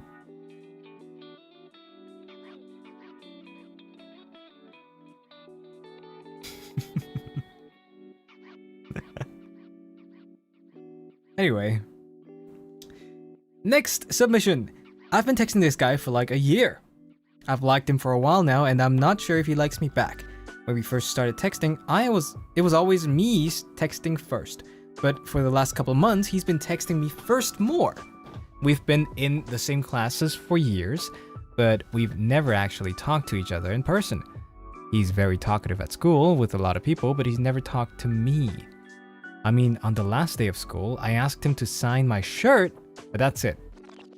He's not dry while texting or anything, by the way. He gets most passionate while we're talking about Pokemon or just games in general. It's so cute. Anyways, how can I ask him to hang out? He's complained about not really doing anything during the summer break, so I thought I would ask to hang out. However, last year, whenever I asked, he always dodged it. If I'm being honest, I really don't think he likes me back, which I'm okay with. Is it even worth trying to ask him? Have a good day, night, Cass Dewdrops. He wants you? Oh, he wants you to chase him. Yeah. I can't tell. There's like two possibilities here. Okay? There's two possibilities. Either he really isn't really interested in you and is, I guess, just nice to you over text. And like him dodging it means like that, you know, he wants to hang out with people but just not with you. Or he wants you to keep asking and maybe he's actually just busy. You know, he wants you to keep asking until he feels like saying yes. But I feel like that's also not a good thing, you know? In any case, I'd probably not continue that chase.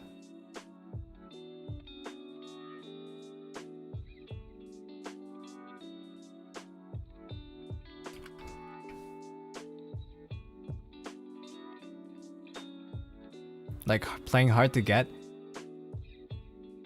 Yeah, I guess. I do know a few people who are like that. Because they get off the attention.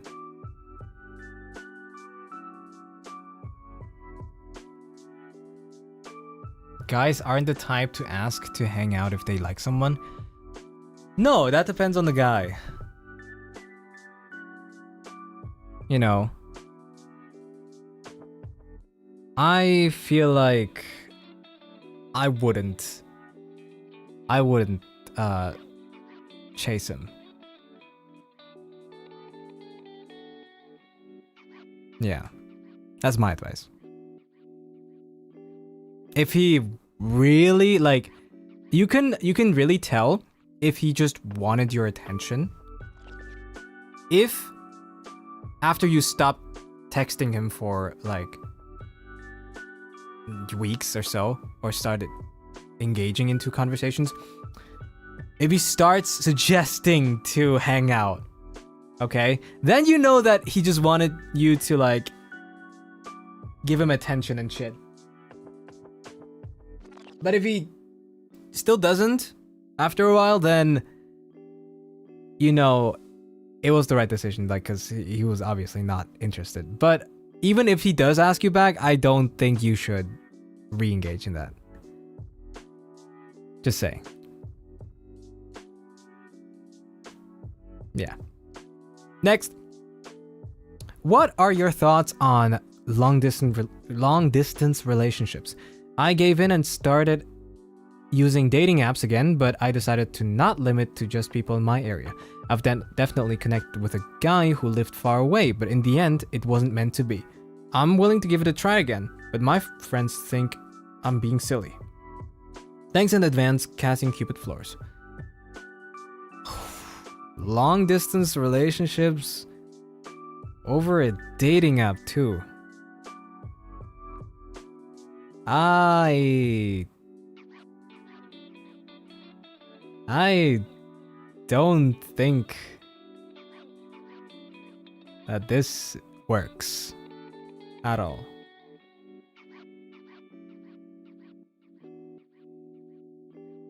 Like, what's stopping this person from just, you know, doing whatever they want IRL while they're in a quote-unquote relationship with you over the internet, over a dating app? Like, the chance that this works is so slim. It, like, trust or love?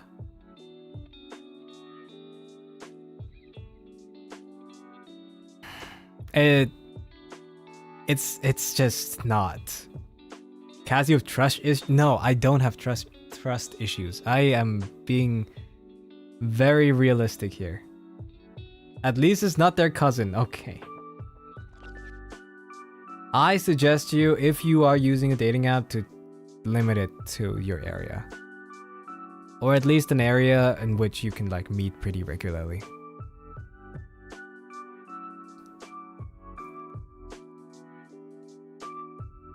Cause I feel like you're just setting up yourself to failure.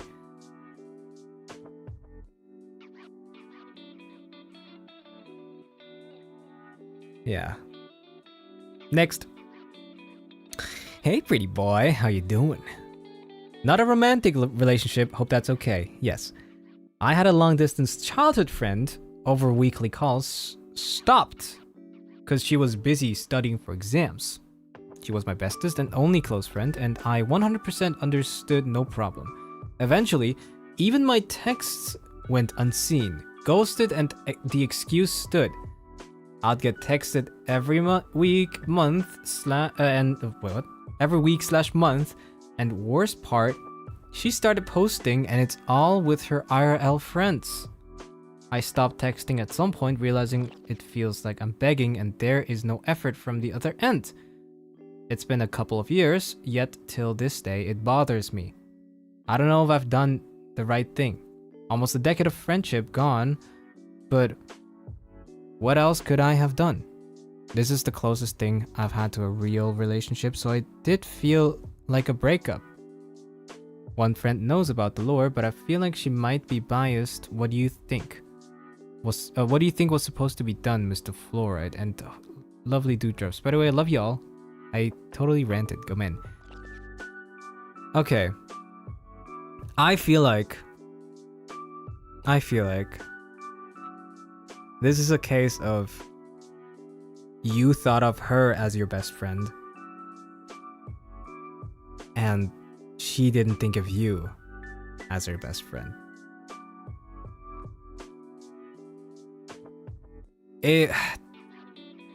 I guess she already had these IRL friends before, or maybe once she started going to uni or having her exams, she started to, you know, hang out with her IRL friends more, which do require a lot of time as well.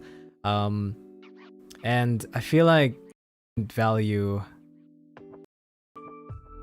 you as much. I know it's hard to hear that, but I just feel like it's like that. And I think you did the right thing of moving on. It bothers you, and I think it's right for you to be bothered by that. But you did the right thing of moving on. And I hope you can move on. Like, continue to move on from now. And, you know, not think about it too much.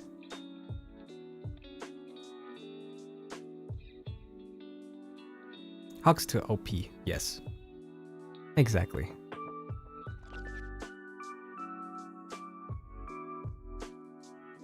Next. To start off, this is about my relationship with my parents, and it's been years since my closeness with them deteriorated or fell off. Why? Because of what my father did.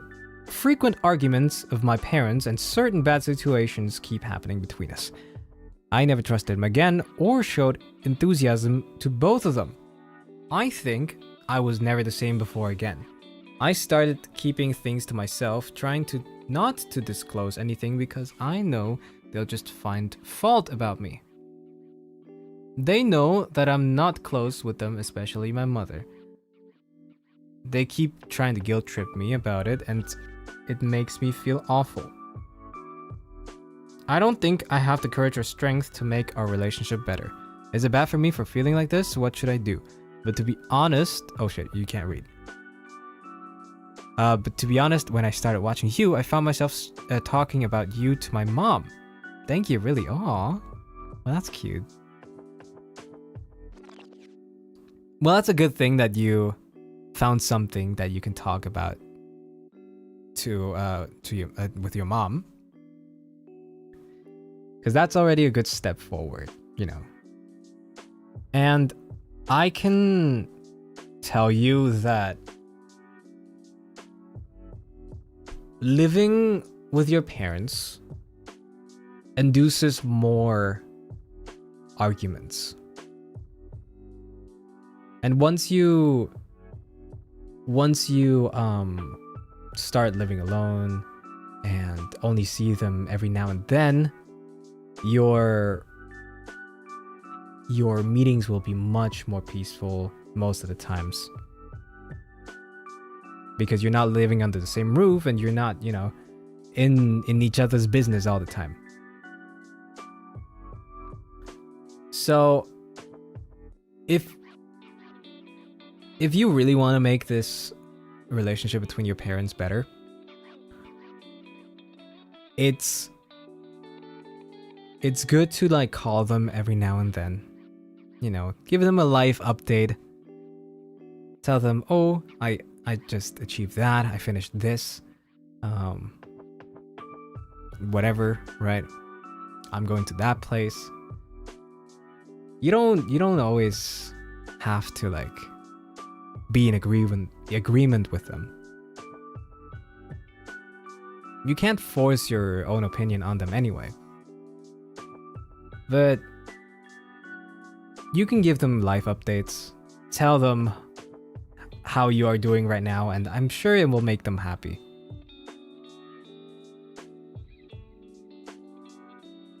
Just give them something they can't guilt trip you about, you know?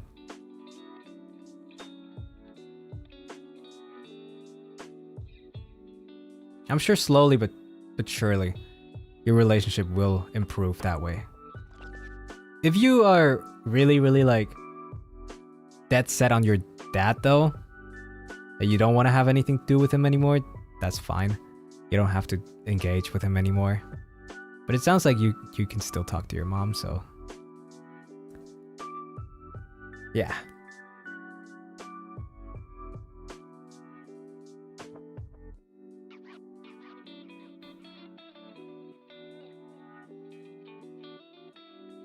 Next, an advice you got, romantic and or platonic, that changed the way you approach and saw relationships completely.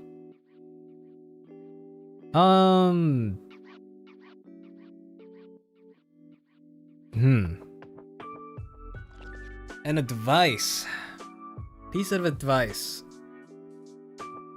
I don't know.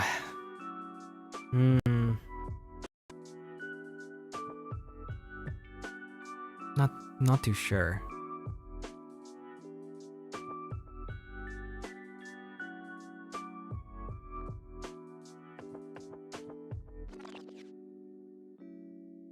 I don't know. Sage of Creation sharing the 3D chess wisdom.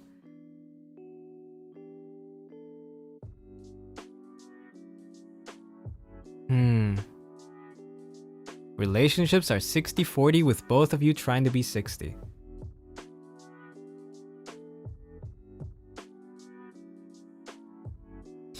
What I have to, like, what I learned was that, you know, sometimes you can't give 100%, right?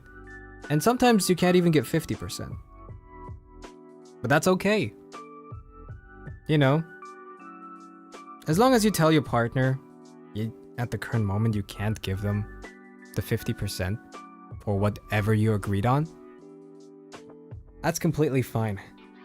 At some parts, they will compensate for you, and they'll just, you know, and if you can give 30%, then they'll try to give 70 for that moment.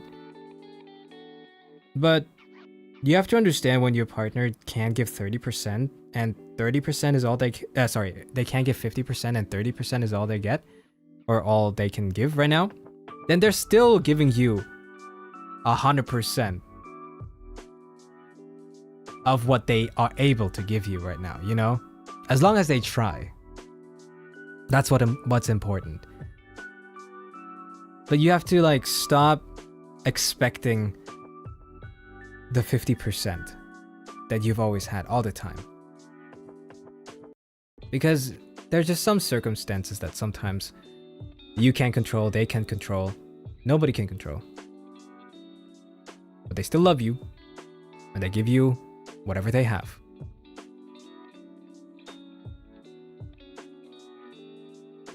And then it's up to you to compensate for that. Give them 70% or whatever.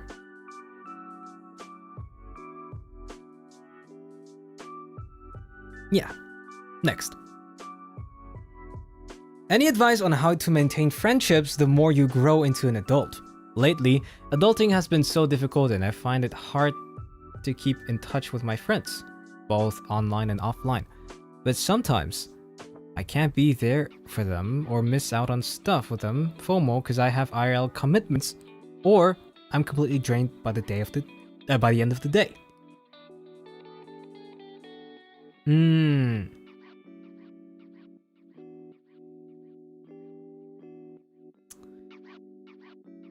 Sometimes it's you know, fine to to not be there physically for them, you know? I think if they're your friends, they should understand that you that day just, you know, couldn't make it, or you're drained on that day. But maybe you have, maybe you have enough energy to ask them, hey, how was today's gaming session? Or something like that, you know? If you weren't there for the gaming session, you can at least like maybe have enough energy to ask, how was it today? Did you guys win? Or whatever. Stay in touch still. And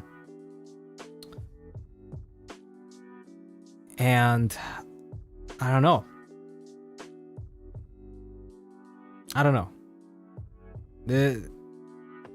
I guess this is all I can give you.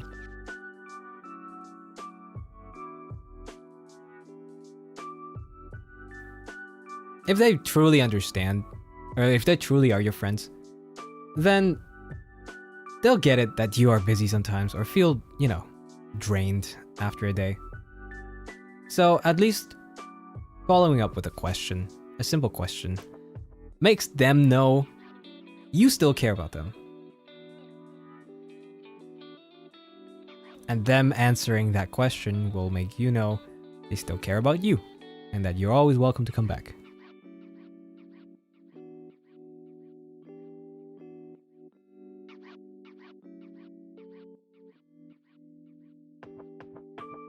Next. My boyfriend, Indian, and I, Chinese, have been together almost 5 years. My parents are supportive, but his parents tried to make us break up many times due to cultural and religious differences, and said hurtful things about me. Looks, money, citizenship. I ignored it, but the real hurt came at my graduation.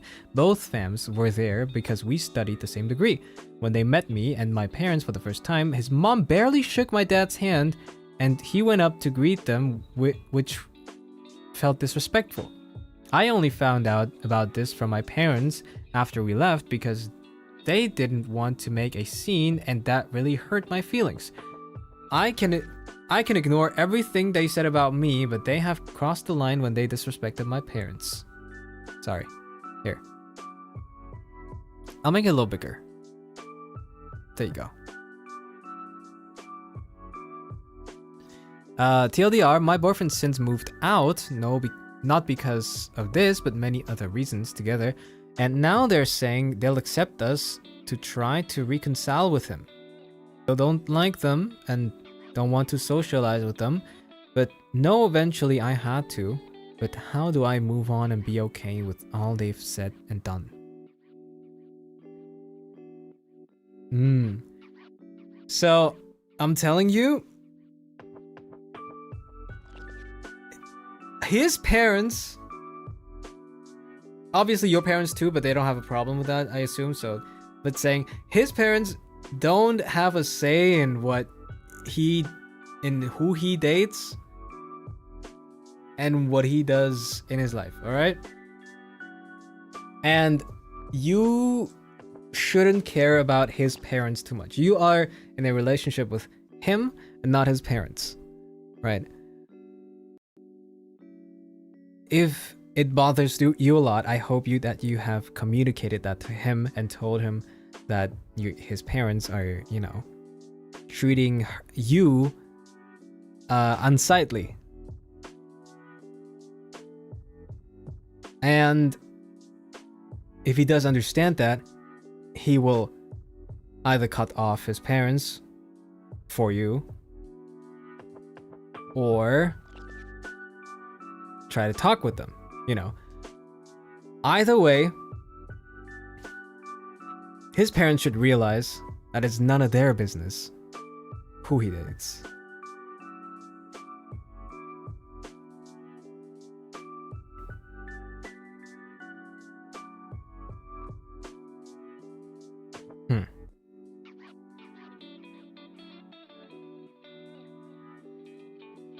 But yeah, if you want to make, you know, if you want to have revenge, don't invite them to your wedding.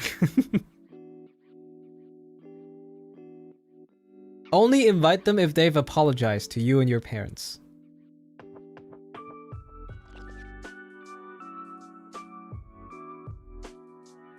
As long as your boyfriend's okay with that, of course.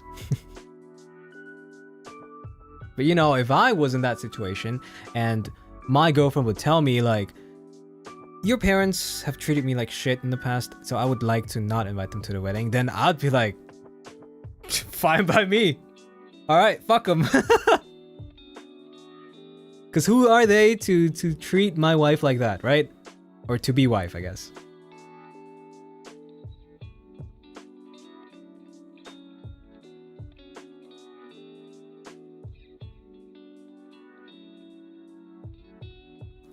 Yeah, exactly. Next one. Dating advice you constantly tell your strongly hope they live by. Well, okay, this general advice I already gave you guys, right? So we can just skip this. Wait 1 second. Okay.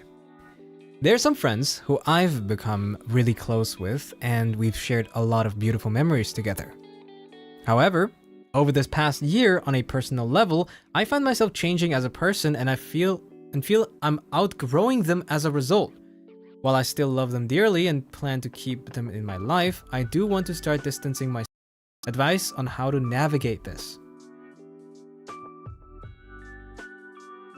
So you want to distance from your current friends. Well, if you keep them in your life,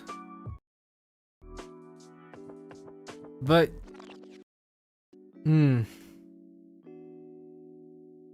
I feel like I might be a little greedy. But you don't have to like cut off communications with them immediately, right? You can oh, is it lagging? Am I lagging? Really? My frames weren't dropping. It lags and glitches. I haven't lost any frames, and my Wi-Fi connection was stable. Has it been like this all stream long? Like, the whole stream? Because on my side it says everything's fine. No, just now. It's most likely not me though. Because I'm constantly streaming with 8 kilobytes per second. Pretty sure that should be YouTube's problem. Maybe try refreshing the page, maybe that works.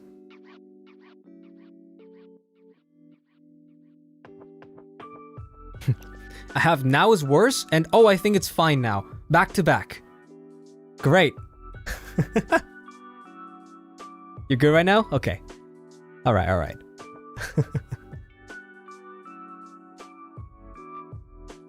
Alright, alright.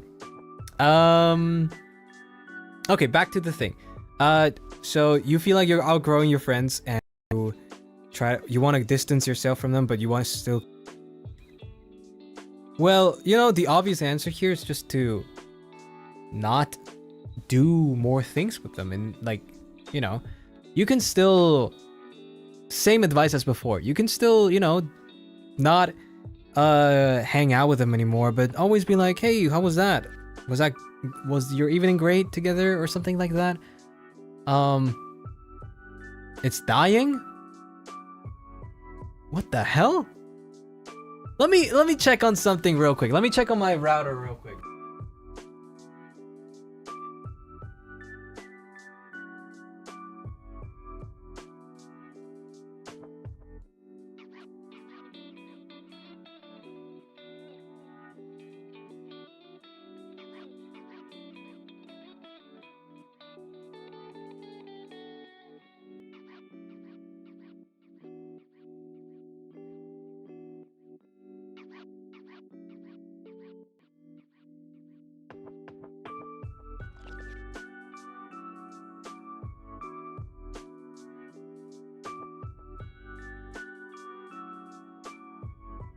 Okay. My router's fine. I don't understand.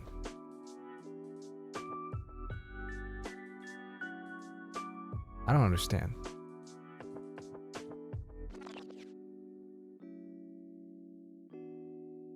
Probably YouTube being poopy. Maybe.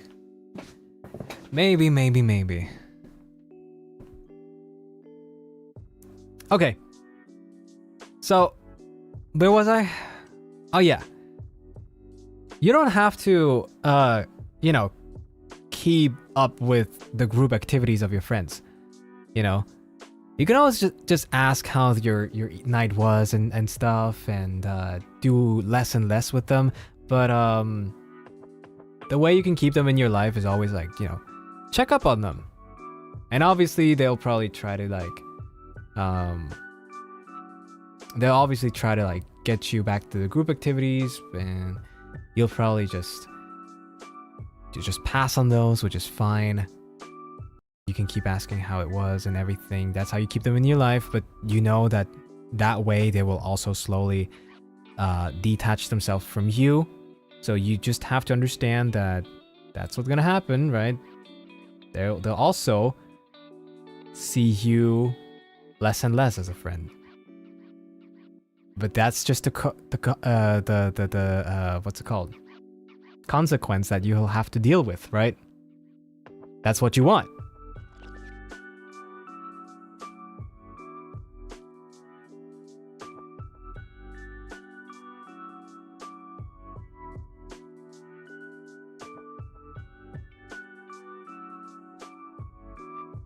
I think distancing is pretty normal when growing up. If you make the effort to meet them occasionally, that's how you keep your relationship with them. Yeah, exactly. Exactly. Next. Hi, Mr. Handsome Cupid. Please help me out here. How do I know I feel the same way about me? Should I just shoot my shot, or should I stay quiet and admire them from afar? Oh, if they feel the same way about me. I was like, how do I know if I feel the same way about me? Like, what? Okay. Well, there's not a lot of context here, I guess.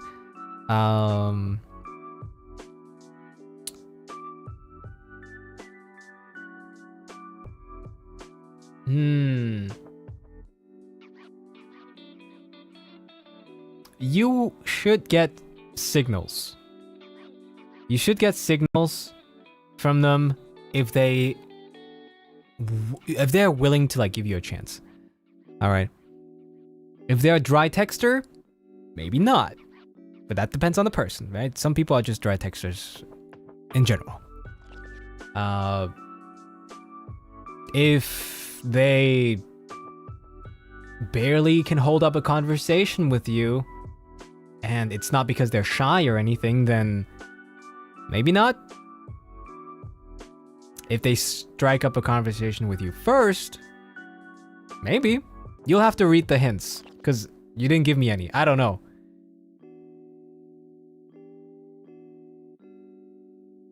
I thought you said you should get sigmas? Signals! Oh my god. Signals. Sigmas. Sigma boy, Sigma boy, Sigma boy. Yeah. Next. Please help. My addiction to VTubers is becoming a detriment to my IRL's relationship. Broken heart. Withered rose. I watch streams so much to the point my significant other assumed I was cheating, but I just explained. They didn't like that and suggested I stop, but I can't. It's one of the only things that comfort me these days, not in a paranormal way. Well, maybe it is. I don't know anymore. I need insight and reality check from one of my Oshis. Okay.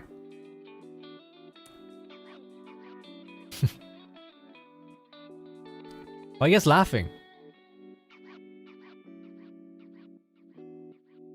Why are you guys laughing? Anyway. I feel as long as you're not, as long as you're in a parasocial relationship, then watching VTubers is just like any other hobby, or like, I don't know, watching regular streamers. I'm sure your partner watches streamers too sometimes, every now and then, maybe. So it's not a big difference. Maybe they don't like sometimes how you gush over streamers, maybe. Like that's what sometimes is possible with VTubers, But if it's really just watching VTubers, then I feel like your partner doesn't understand.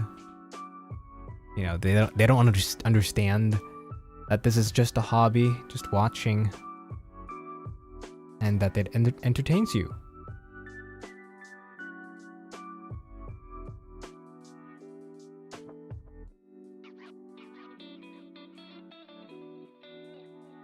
I think they don't like how they spend all their time watching VTubers and not spending time with them. That's different though. That is different. That's not what I read out of this.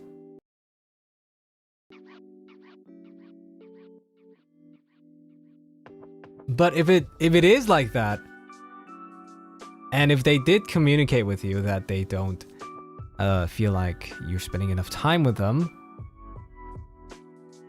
then, I mean,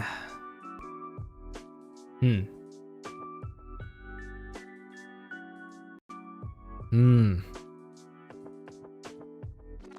don't want to tell you to like watch less VTubers.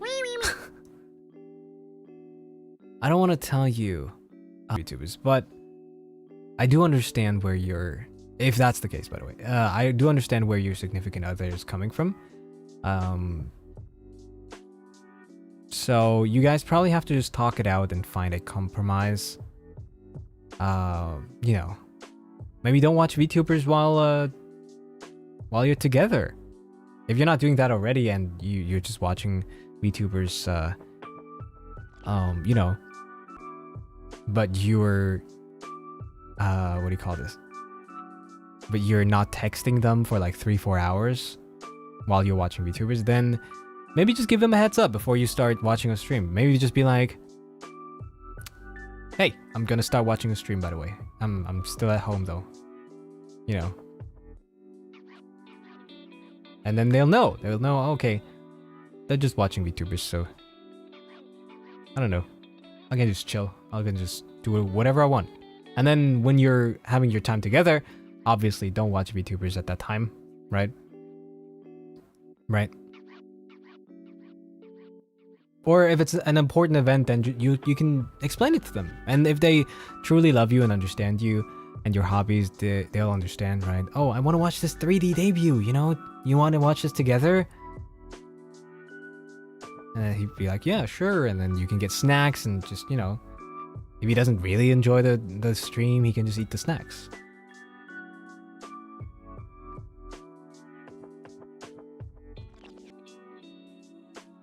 Yeah.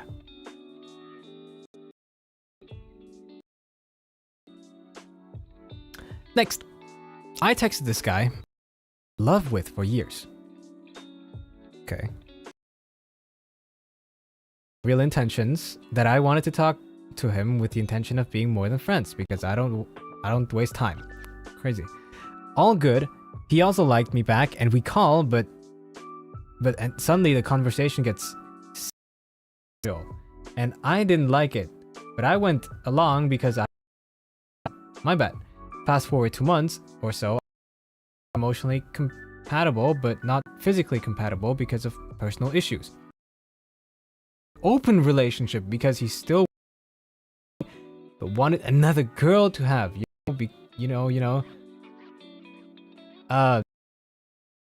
maybe he thought it was easier for him to make that decision. I feel after I left, but I don't know because I let him go on for months, so he thought it was okay for him to talk about stuff.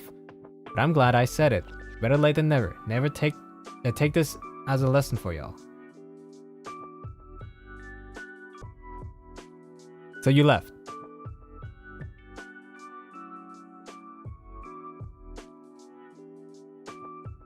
Am I glitching again?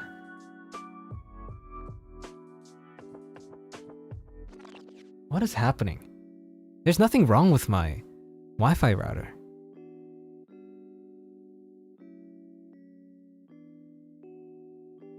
What the hell?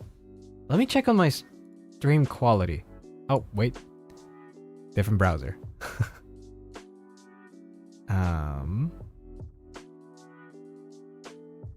New window. There we go.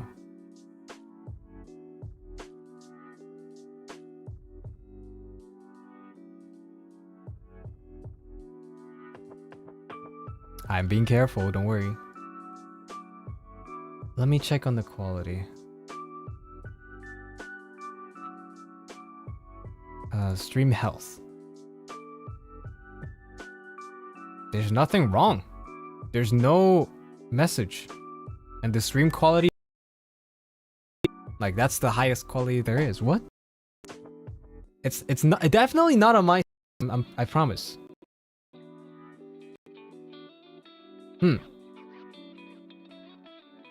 Also, I just see members. Wait, Gracie, welcome back to the Elfmanship. Glad to have you back. Welcome back. Welcome back. Sorry, I was so immersed in these submissions. And Rebecca, welcome to the Elfmanship as well. Enjoy your emotes and your new badge. It happened again. What the hell? What is happening? What is happening today? Are different streams like that too, by the way?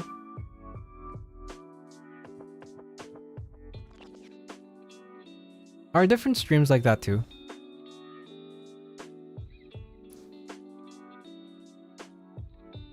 Just this one?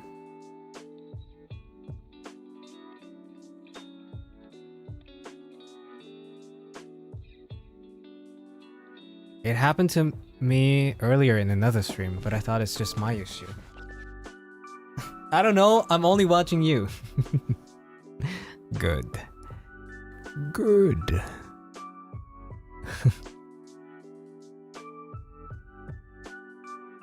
That's weird.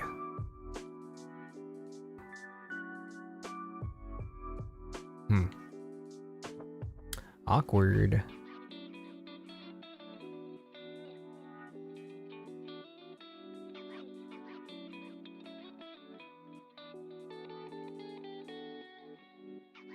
Well, I think it's YouTube, unfortunately, so there's nothing really that I can do. But hey, while I'm looking at it right now, Miki, thank you so much for the 1 gift drop. Thank you. Really, really appreciate it. And Gia, thank you so much for the 1 gift drop as well. Thank you. Really, really appreciate it. And Aslan, welcome back for 13 months. Glad to have you back. Full outfit, wow. 13 months, yippee! Yippee! And Marie Gigaquaso, thank you so much for the 5 months. Welcome back. Very Taskaru. Indeed. Indeed. Yeah, I'm pretty sure it's not me. I'm pretty sure it's YouTube. So nothing I can do, unfortunately. Okay, but basically this submission, it's not asking for any advice. It's just a story. There was also Streamlab later. Oh, yeah, you're right. There was a Streamlabs earlier.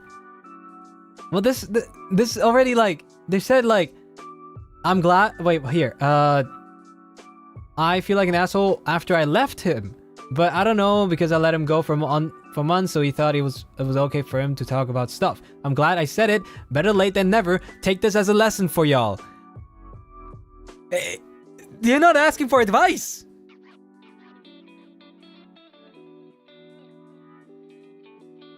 Okay. Good for you. All right.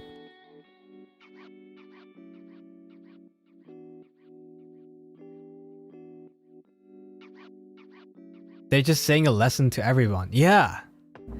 Hello, Cass, aka Mr. Relationship Guru. My ex won't stop bothering me even though he's the one who ended things. And cheated on me with a minor, by the way. He's even trying to message me on Steam just to get my attention. I really don't want to talk to him anymore, but I feel bad about blocking people because it kinda seems mean. What should I do to make him stop?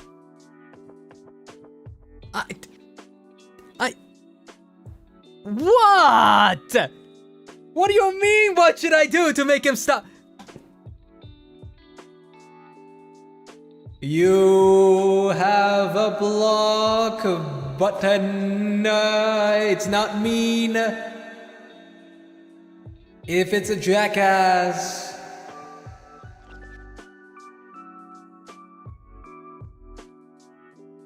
You can't make this up. You can't tell me, I don't want to block because I feel mean, but then be like, how do I stop him? What?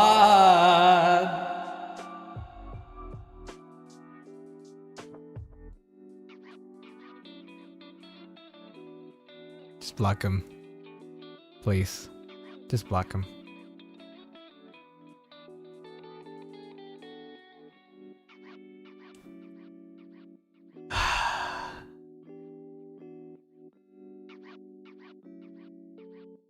I'm sorry. I just don't understand. When you say, well, you obviously tell me the answer that you have to do, but you don't want to do the answer. And then you ask me for an answer, you know?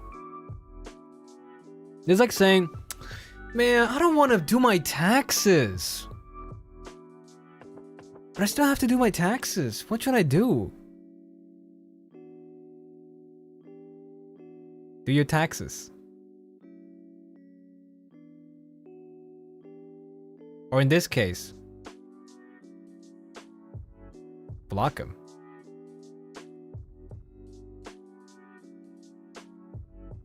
Aether Ray, thank you so much for the 1 month. Welcome back. Listening to Cass giving advice and realizing we're pretty much on the same page on every issue.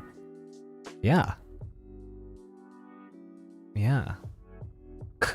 Welcome back. Glad to have you back.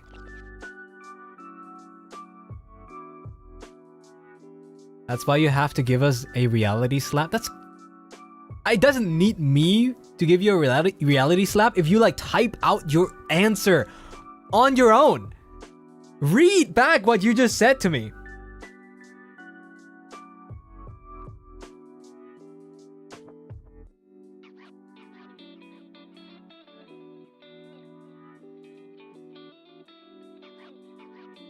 Next.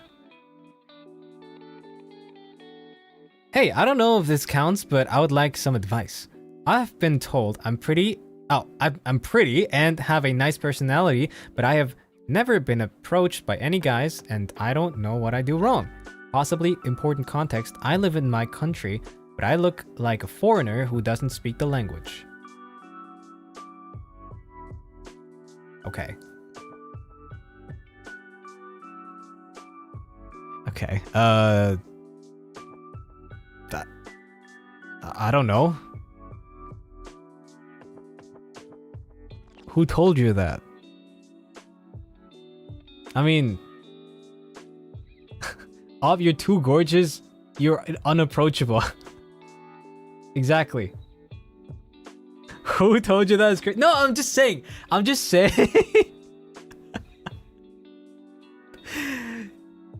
You know, sometimes people are just nice to you, you know? But hey, assuming they're right, maybe you do look unapproachable, you know? You look like you're out of their league. You know? So nobody approaches you. Like hell, a supermodel shows up and at my doorstep and be like, hey, you want to go out for coffee? I'd be like, who's trying to set me up? Right? Who's trying to set me up here? Am I on reality show? What is happening? Where are the cameras?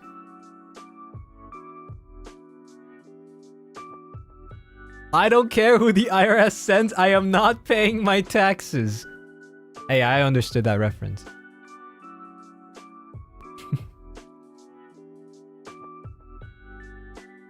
Yeah. But hey, if people are not approaching you, then maybe you have to take matters in your own hand, you know?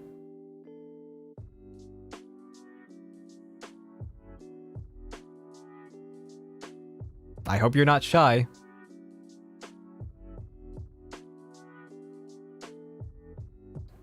You can approach people you're interested in first too. Yeah, exactly.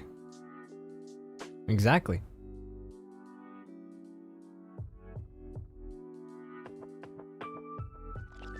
Yeah, if you're hot, you won't get rejected. Pop off. Okay, okay.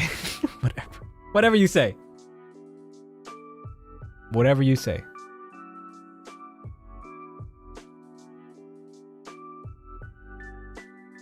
Approach them with your thickest local dialect.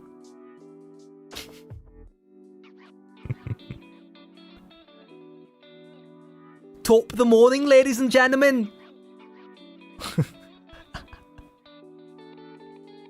Believe in... I believe in... I believe! Come on!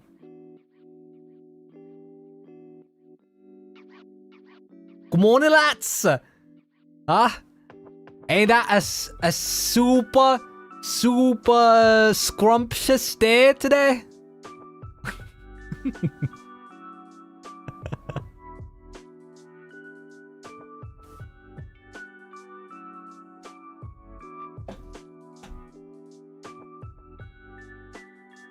Why do you think Op is British? I don't know. I don't know.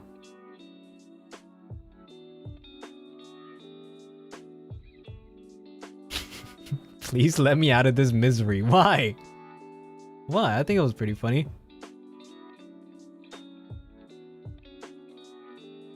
I thought you were going to say Phoenix voice. Remember, stay out of the fire. Super high level tactics. Remember, yeah?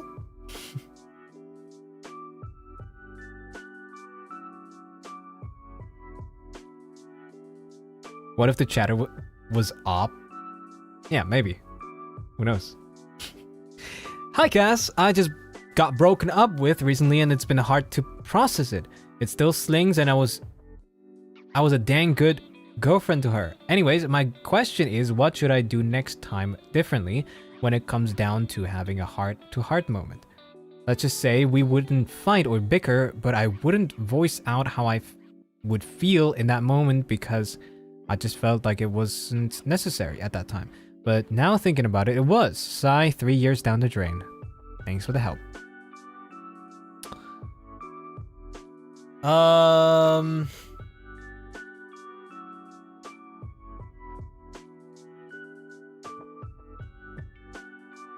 Even if you feel like it's unnecessary,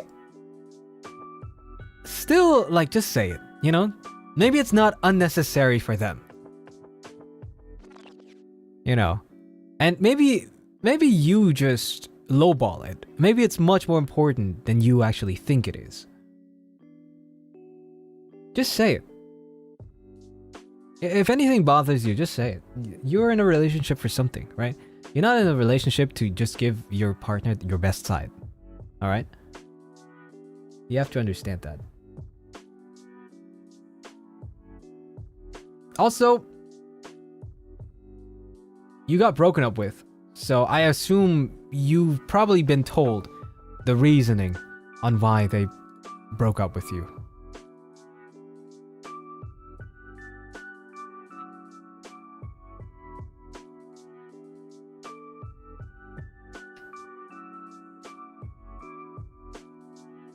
Also, don't be too hard on yourself right now. Yeah. Don't be too hard on yourself. Be hard, period.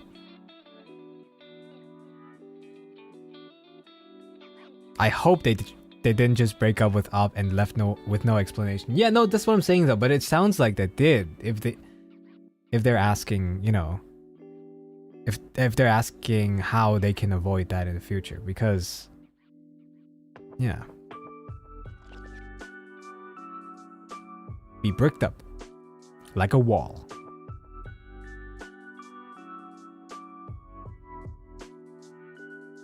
Lin Yuri, thank you so much for the 7 months. Welcome back. Hi, Cass.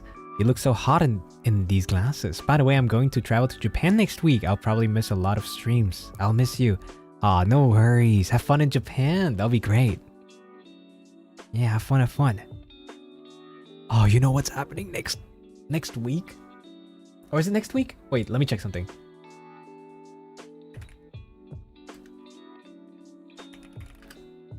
Oh, wait. Shit. Wrong browser again. Here.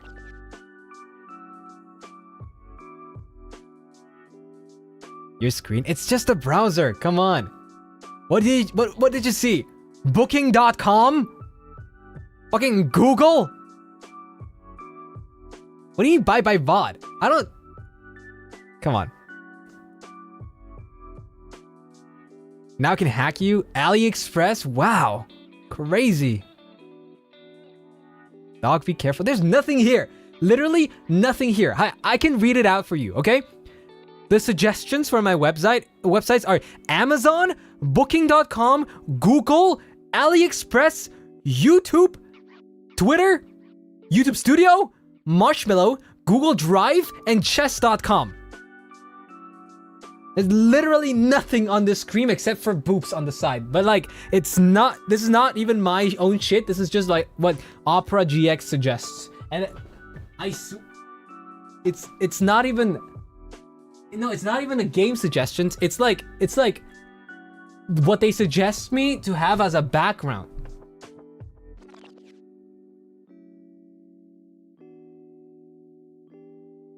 Yeah, and then like I guess my location and degrees on the side, you know? Look, I can show you.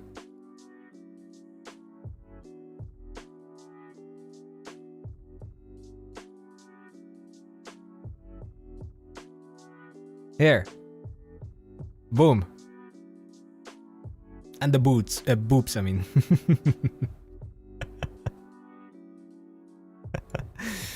New York! I'm in New York City!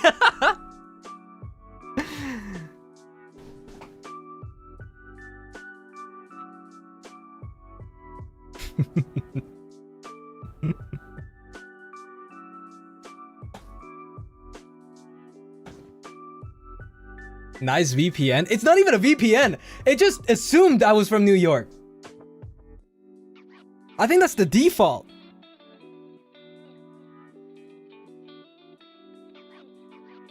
Do I sound like I'm from New York City? No, if I was from New York City, I gotta speak like 10 times faster than now. You know? You got that Brooklyn accent? No, I don't. Do I? I don't know. You gotta be angry too. Out of my way. You act too American? Yeah. Mm-hmm. Hey, I'm walking here! Hi, Tony, come on!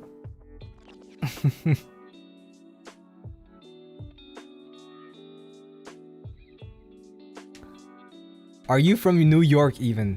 Yeah, I am.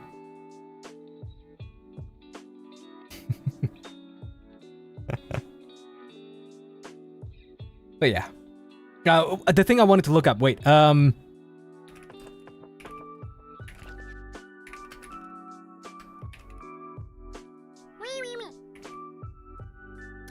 thank you so much for the super. Thank you. This podcast plus review for med exam. First super. Yippee! Ah, thank you so much. Thank you. And enjoy your review on your med exams.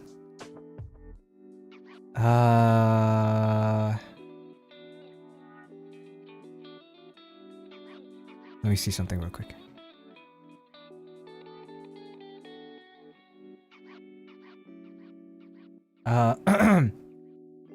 Oh, okay.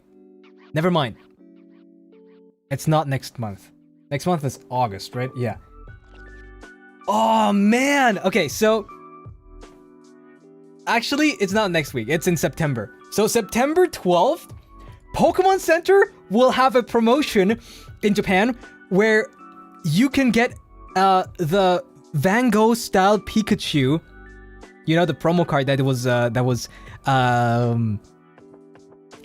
was distributed at the Van Gogh museum in the Netherlands.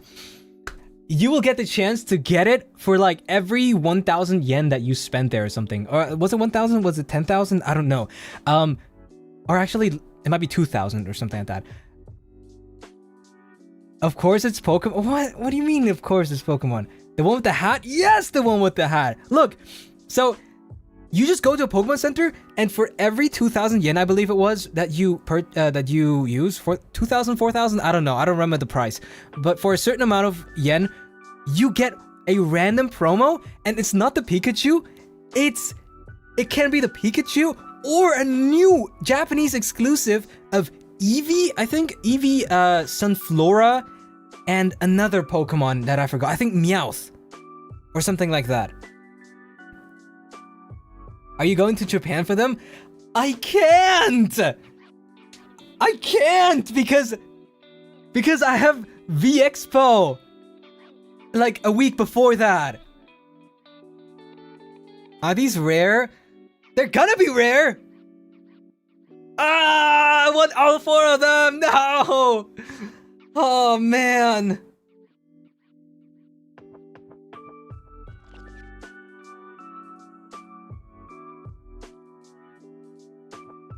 Maybe I'll ask Mana-san.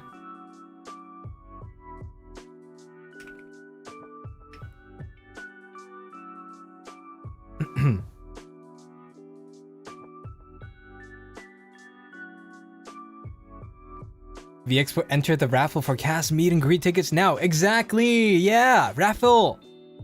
If you didn't know, you get the VXpo meet and greet tickets through raffles. Okay, so don't forget to sign up if you're going to VXpo. Also, don't forget that we currently have Anime Impulse OC tickets as well. Meet and greet tickets and concert tickets. And apparently, like I said, I don't have that many tickets left. It'll be so awesome if we could sell out as well. I think so far it was Nayu, Zanny, and Lucy who sold out. But yeah, it'd be awesome. Can't wait to see you guys.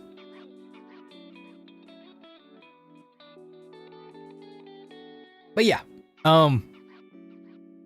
where was I at? Pokemon Center, September 12th. If I do make it there,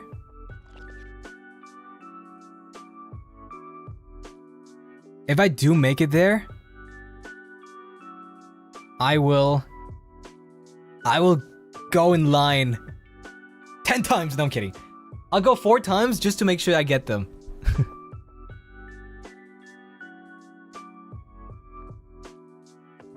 If you do make it, there'll be signs. Yeah.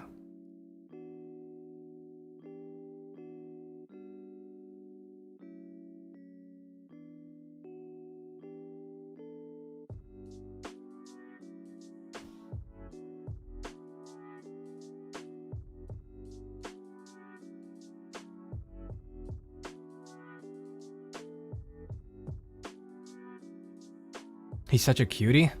What? I just want my shit. I want my shit, please. Please. Oh my god. Actually, let me ask Mana-san right now. Can I get a flight to Japan?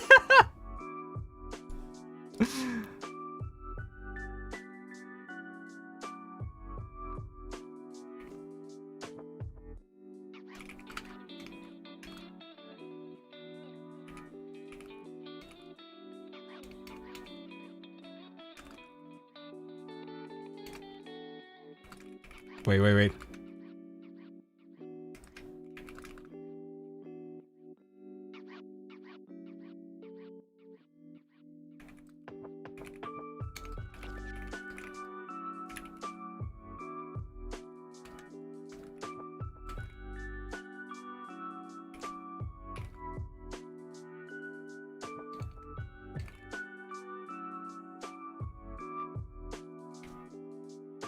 Okay. Oh god. Wait. Which number is this? Oh, 2.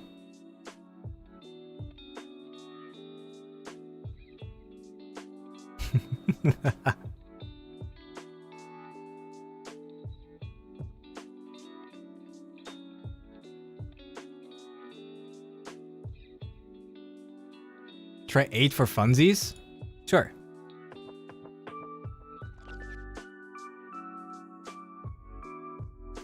There you go.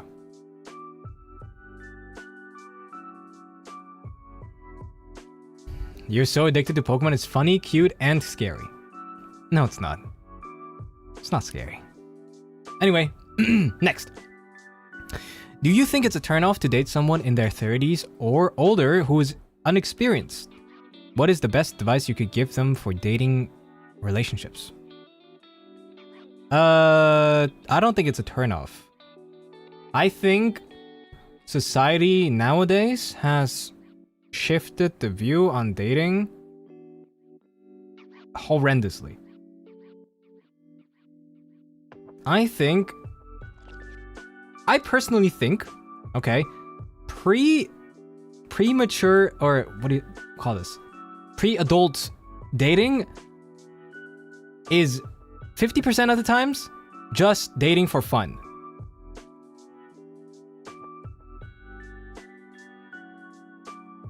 And then after that, I feel like a lot of people have made,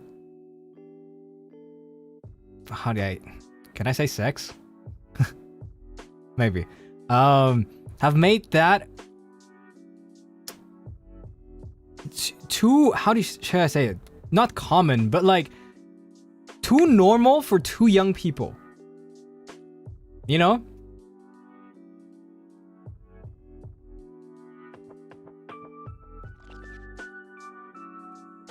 Too casual. Yeah.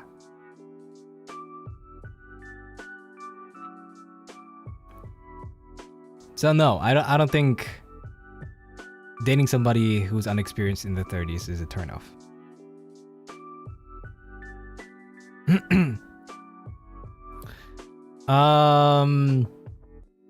I sound so old, right?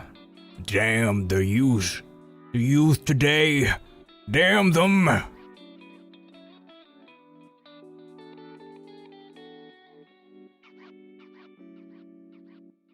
But yeah. What is the best advice you could give them for dating / relationships? I would say the best advice I could give you, and it feels kind of wrong because, you know, whatever, but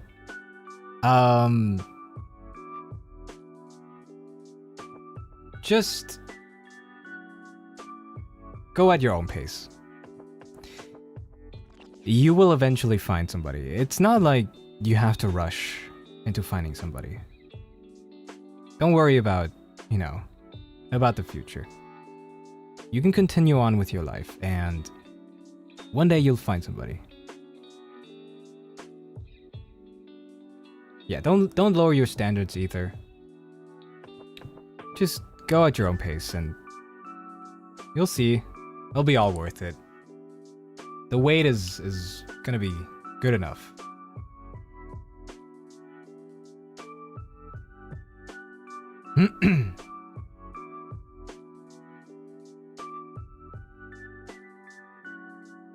Yeah, don't worry about, like, don't go on with your life the next few years. Be like, oh, I still can't find a relationship or whatever, you know?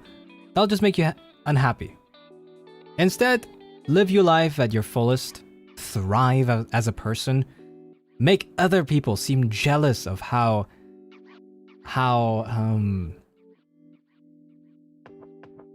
should I say it? Of how, not careless, what's the word? Of how unbothered you seem, you know? And then somebody, you know, they'll be like, wow, that person is awesome. And then they'll start talking to you and whatever. Carefree, that's what I wanted to say. Not careless, carefree. Yeah. How nonchalant you are? No, that's not what I meant.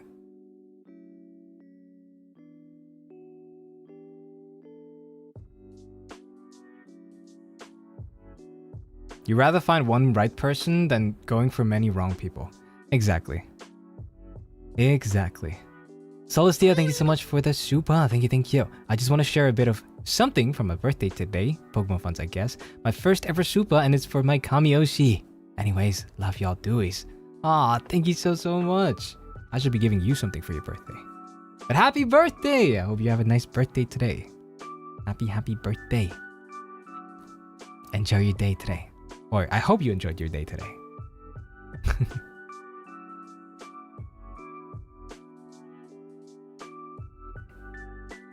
But yeah, go at your own pace.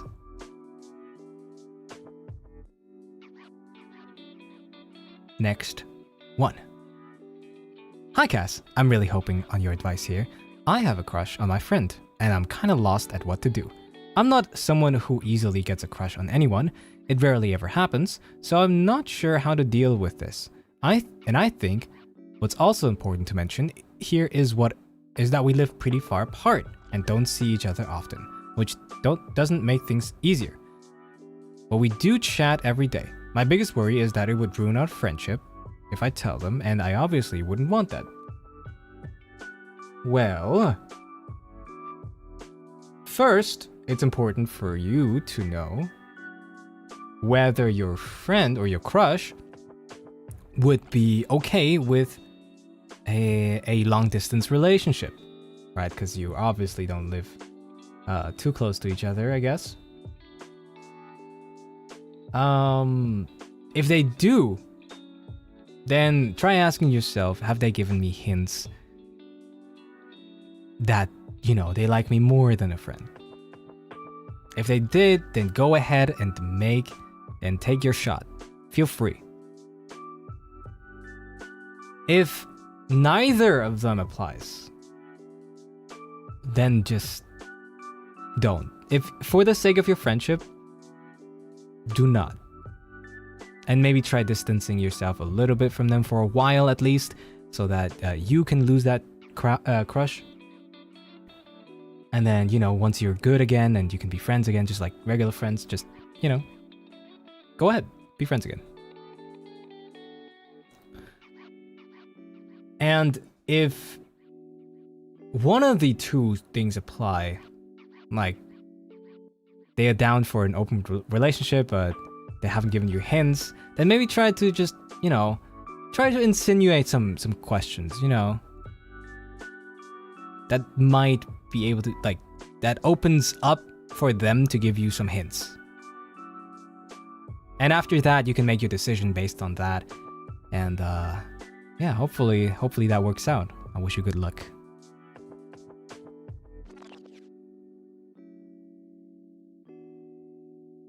And ask yourself, Anon, if you can take it if your friendship falls apart. Yeah. Only risk what you can afford to lose. That's what they say in poker. Only risk what you can afford to lose.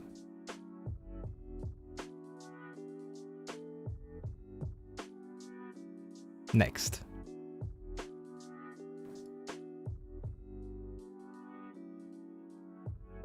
Okay. Really? Poker? What do you mean, really poker? Yeah, really poker.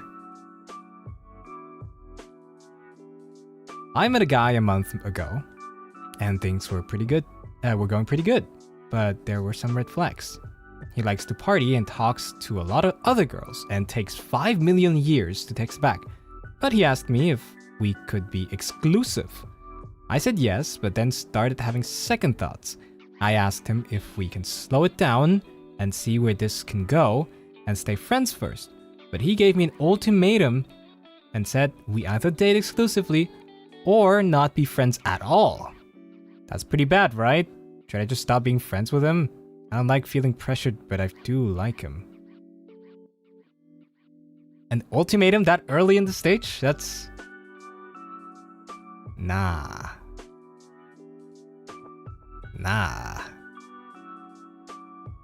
Not justifiable reasoning. And that early? Nah. That's not it. That is not it. You're out of there. You are out of there.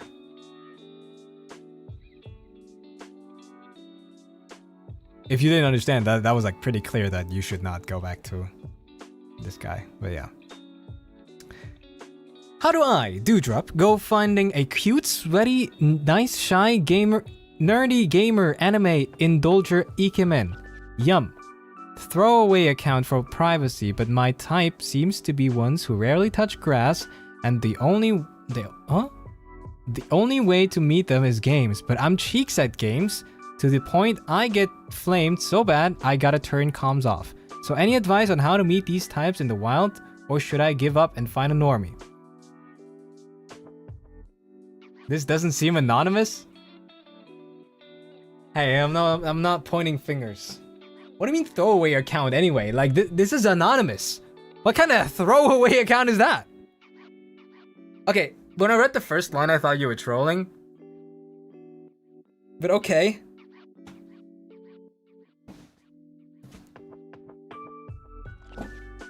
You can always just do the, you know, oh, I'm so bad at this game. I need somebody to teach me. You know.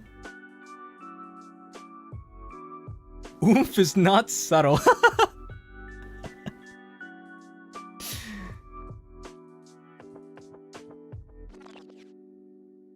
Actually, Cass, the other similar unknown wasn't troll either. Oomph just told us. What?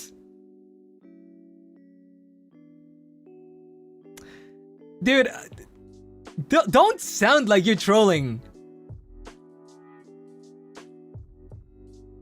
Cass, would that work on you asking for a friend? No. Because I'm nonchalant. I couldn't care less. If you're ass, you're ass. I'd be like, damn. Good luck.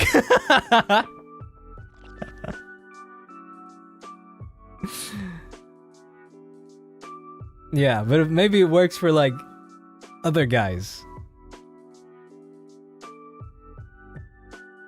He's so mean. What do you mean? Remind me to never go on Valor in front of this guy, please.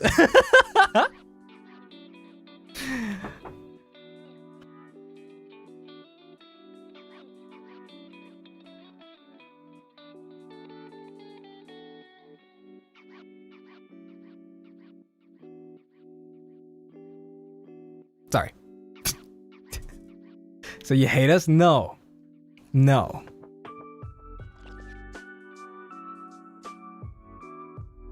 You clock everyone in DBD at this point? That reminds me, I should play more DBD, huh? I want to play more DBD. He's giving us advice that doesn't work on him. I'm giving you advice that works on most people, just not, you know, just not the complex type of people and the smart type of... No kidding.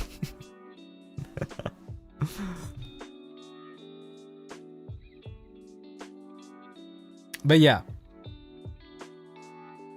I mean, how should I know?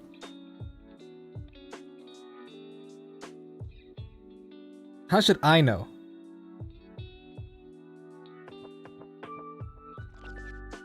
He hit us with the I'm not like other elves. Exactly. Because I'm not. I'm unique. Unique.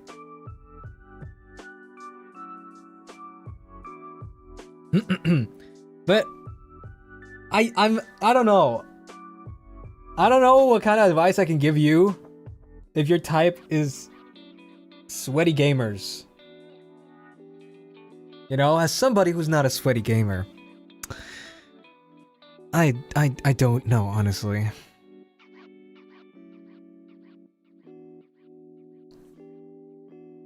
Aren't you one? No. If I would sweat at games, I'll be much better at games.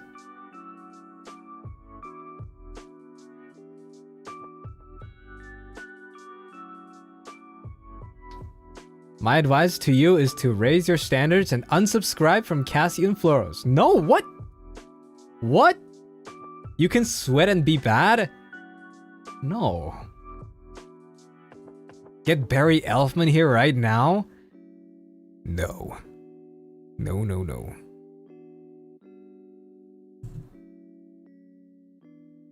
Top 500 in Overwatch, was it? Yeah, but that was in my prime, you know? Back in the days. Back in my prime. Ah, the good old times.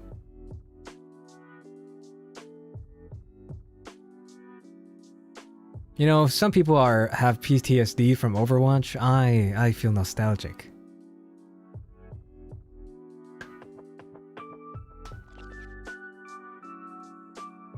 You're no longer in your prime? Damn, I was catfished. No.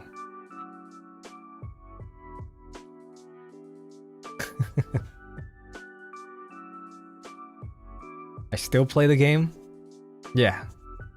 I don't. Anyway. I don't know. I really can't give you that much advice for this one. If this is serious.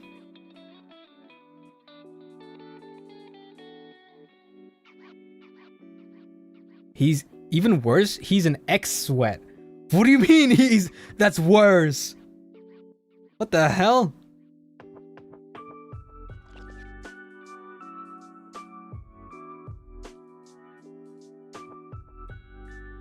It was serious? Damn.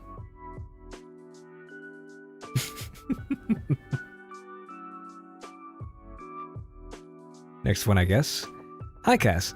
Let me get this straight. I haven't dated for a very long time now. I don't know how to start anymore. Nobody is interested in me IRL, and being an introvert doesn't help. But online, dating low-key scares me. I don't mind being single that much, but damn, life kinda lonely sometimes.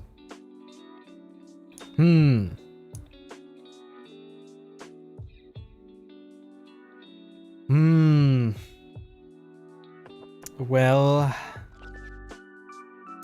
the hardest, these are like the hardest questions for me to answer, right? I don't know how to meet people, you know.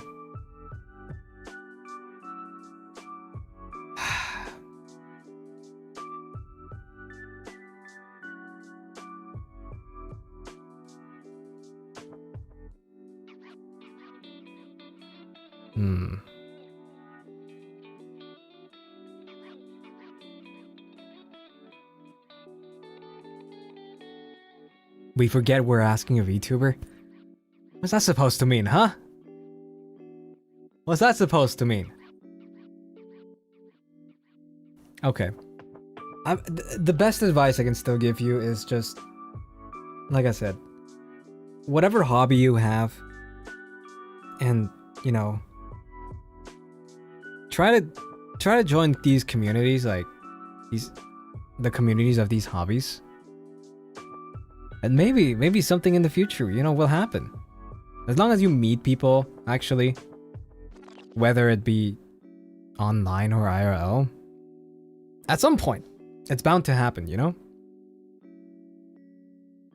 My hobby's watching VTubers. How? There's like communities, right? There's communities and shit. I've heard a lot of people, like a lot of communities have found each other. Not a lot of people inside of communities have found each other, you know? Yeah. Ain't no way I'm joining a League community. Okay, well, that's an exception then. Hey, how about reading? or I don't know. If you go to the gym, try making friends in the gym.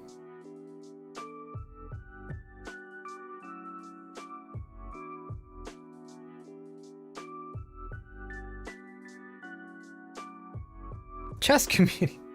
Okay. I see the flaw.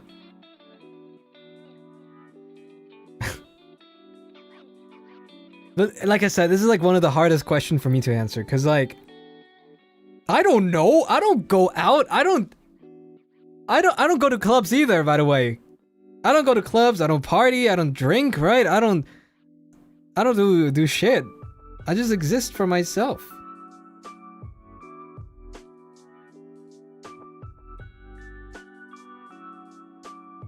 What do you recommend on dating in the Pokemon community? I don't know, God of War? What was that? What's the question? I don't know. Low punny?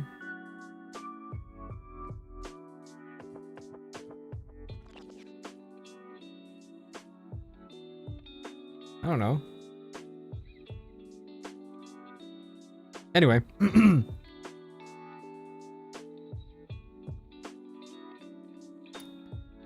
What kind of person would make you go yandere? Would your ideal type release your inner obsessive possessiveness? Not really the relationship advice, but just curious. It's not really advice. Should I be answering this?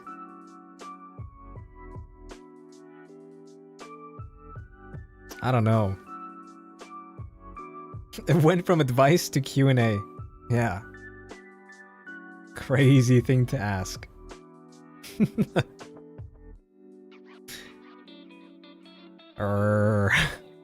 It's off topic.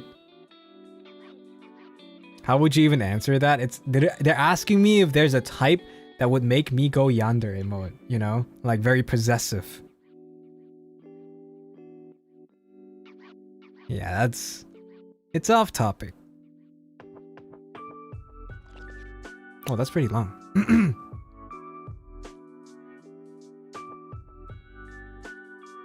This one.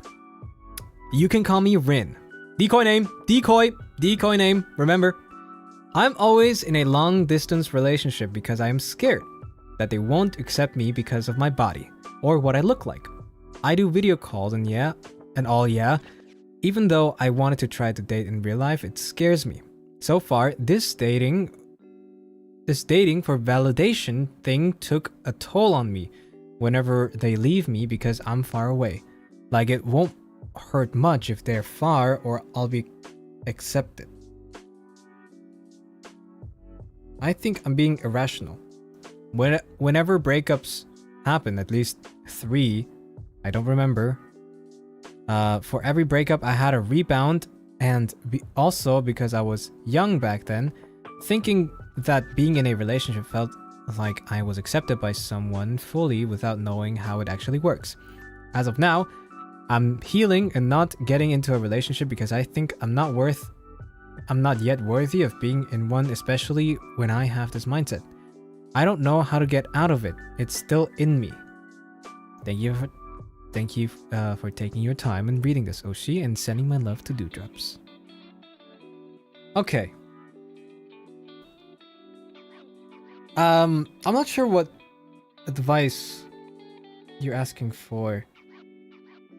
I don't know how to get out of it.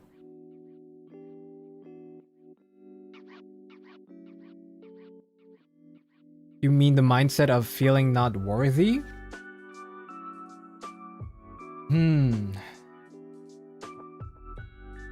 I feel like I told you, or like I told you guys at the beginning, dating when you're still very young, you know, like pre-adult dating, it's just not real dating.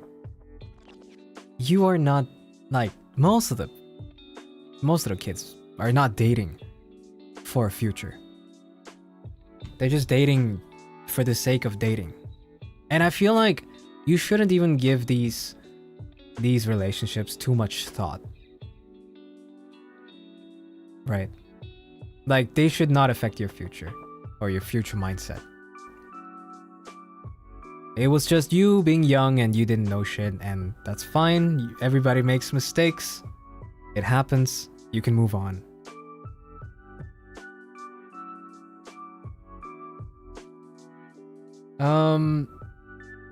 And to me it feels like, yeah, you said that you've been dating for validation and that has hurt you, right? So I feel like you can't really blame yourself too much, because since you were dating for validation, you didn't really put too much thought into the partner you've been dating, I guess, right? So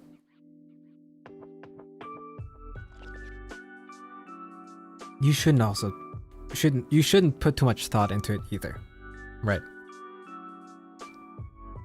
Now, next time you start, or once you've healed, right? Take your time. Once you've healed, you can actually start talking to people you think are worth for your future,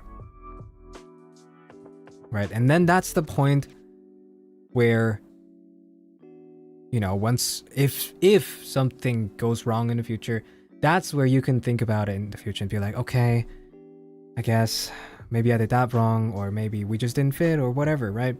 But the relationships before, don't even put too much thought into that, right? Don't put too much thought into that.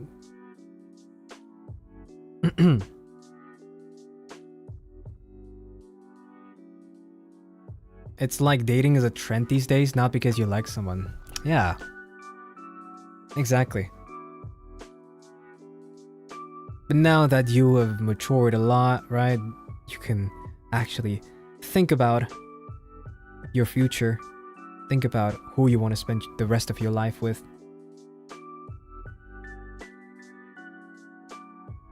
And yeah, make the right decisions. Next.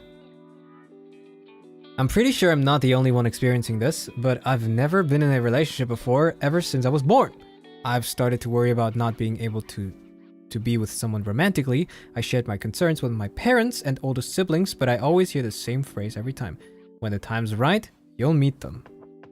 I understand what they mean, but over time it gets tiring to hear it. I just started college too, and they told me that I shouldn't worry too much about it as I'll probably find someone in college. However, there's barely anything happening in my love life, and it's kind of difficult to ignore it whenever I hear my friends and siblings talk about their relationship and their romantic partner. I'm happy for them, but it also makes me wonder when it will be my turn. I'm not sure if this is considered a relationship issue that I need advice on, but it's to do with my love life, so I think it should be okay. Yes, it should be okay. It is okay. I hate to say it to you. Let me Google something real quick. How old are people joining college?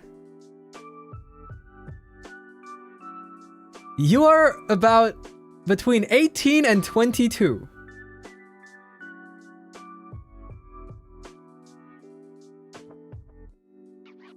I hate to say it, but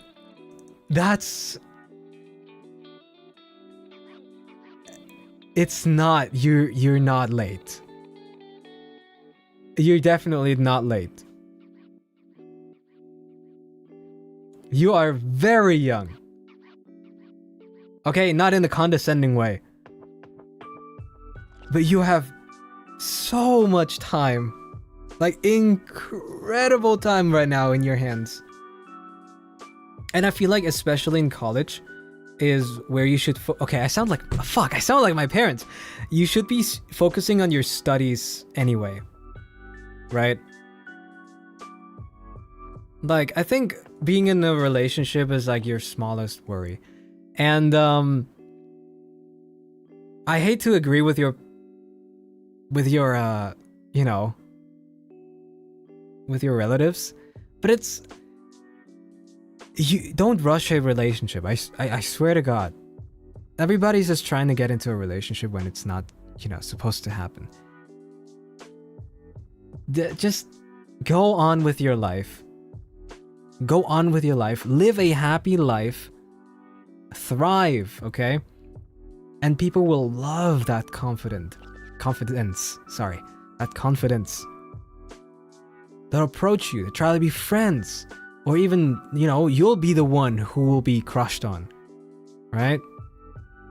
Be the best version of yourself. Exactly.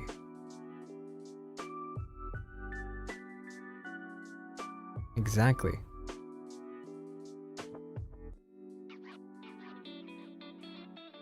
And then, you know, when you least expect it, someone will pop up, be like, hey, you want to grab a coffee or something like that? And right now you might feel like that, but once you know, are thriving in life, you might not even want to be in a relationship anymore for that moment, right? Maybe you'll be like, oh, I think I'm good. Maybe I'll be focusing more on my studies for now, you know? Yeah. You are not late. I promise you from the depth of my heart, you are not late. Alright. Next one. How the hell do you get out of the friend zone?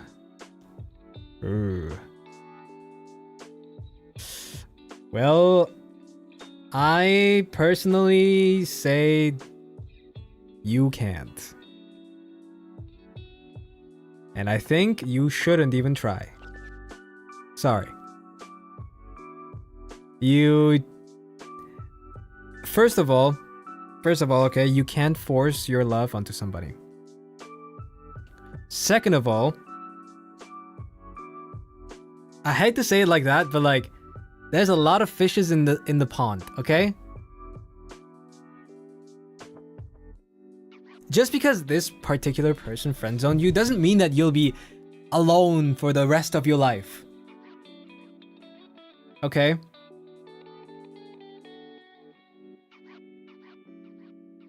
By enforcing your love onto them, you'll just risk ruining the friendship. There are more elves in the forest. Yeah. So I wouldn't even try, I think. I don't think I would try.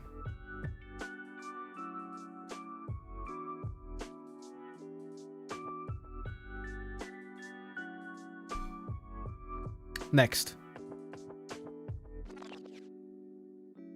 I recently had a very sad but mutual breakup with my ex, but we are still on friendly terms. We still talk to each other and hang out as friends, but because of that, it feels like I can't completely get over my ex and let go of my heartache. Should we cut contact? Do I let them know what I'm feeling? I have no idea how to get over this confusion breakup. Cass and Dewdrops, please give me advice. Well, you said it was a mutual breakup, right? But then I don't understand. It doesn't sound mutual, you're right.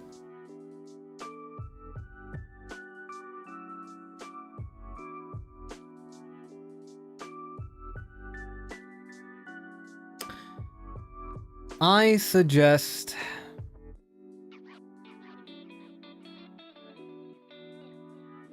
it still feels like, you know, you're friends, right? So I suggest maybe take some time for yourself. Or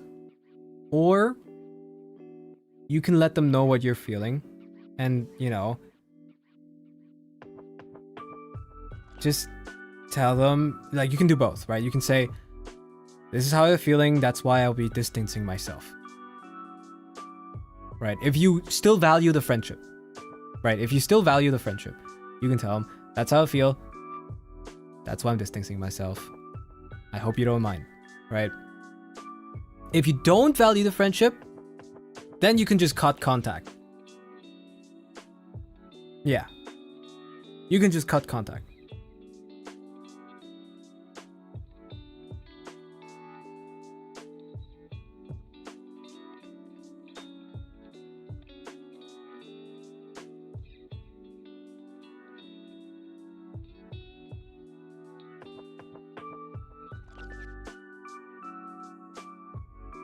I think that's the best way.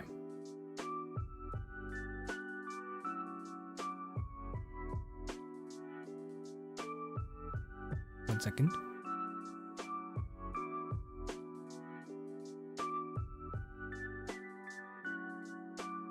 Okay.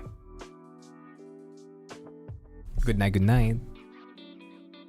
Next one. Hi Cass, I'm asking for advice, or friendship advice. I was really close friends with someone, but we drifted off after graduation and going our separate ways with uni. Although we still meet up the first 2 months when our semester started, it stopped after. There's no bad blood between us, but every time I see that ex-friend, it's really awkward and I don't know how to approach anymore. I also still have their Detective Conan mangas that I have to return. Should I approach them? When you say ex-friend, it sounds like you're not friends anymore. But like, as long as there's no bad blood between you and you didn't, you know, have an argument or something,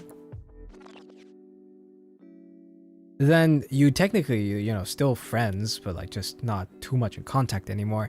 So, you know what? If you like want to start having, you know, contact with them again, try returning the mangas to them. And then, you know, just hang out at that time as well.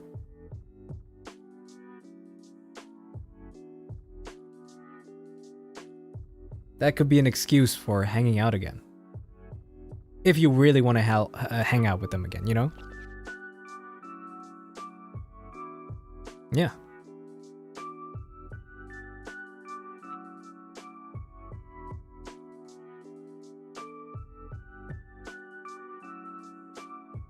Next. Hello, Mr. Cupid. I like my guy friend, and I'm not even sure if he likes me back. He did call me pretty, and he's the type of person to not say compliments often, you know? Also, he always makes sure to text me good morning, good night, but that could be just to be nice. Also, recently, he has been rather active on his side. On his side? It's not flirty. Oh, on his side. Okay. It's not flirty, but he started asking me. What? So asking me about my favorite things, wanting to play games, etc. And when I mentioned that I prioritize 2 VTubers over him, sometimes he got sad, but like joking. Maybe it wasn't a joke to him, but I can't read men. I can tell. Please help, Almighty Elf. As part of the male species, do you think he likes me? Be as realistic as possible. I can tank it. Alright. You stupid piece of shit.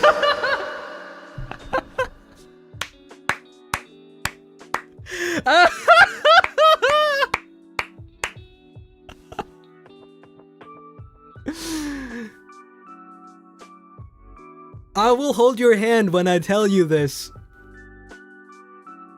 But he hates you. No. Oh, girl. Oh, girl. He's so in love with you. It's crazy.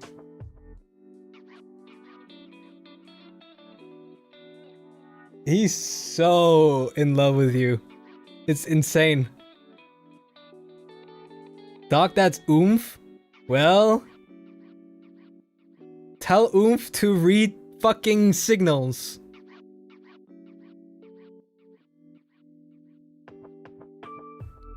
That's crazy. You know, I was like, wait, here. And then I was like, and then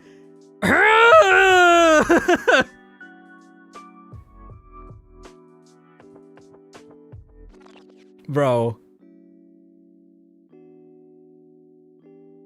Like, I think bro is like fuming because you can't read signals for life. Holy moly.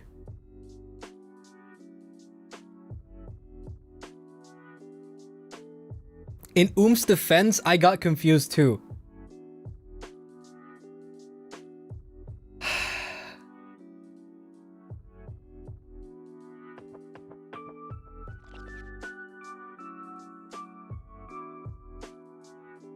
Bro's number one op is Cassian Floros. Well, I'm one of these two VTubers. Well, damn. No friend will say good morning and good night to just a friend. Yeah, that's what I'm saying. That's what I'm saying. Nobody.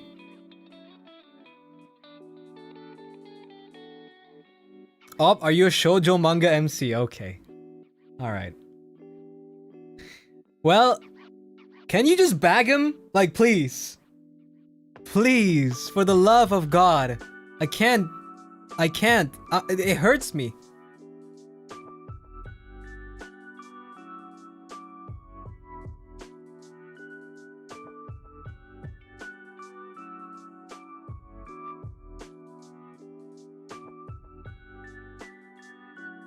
I hope you get a good ending up. I swear to God, if it turns out that this guy is not even interested in them, I will eat my shorts, actually.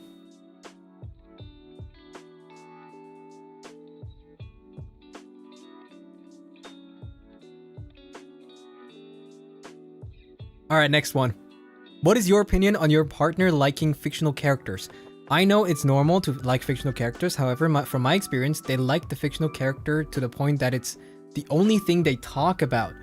They always show excitement to the other things related to the character, but barely to the stuff I make and the stuff I'm passionate about. They say they couldn't afford a gift for me, even a really cheap one, but would always buy merch of that character.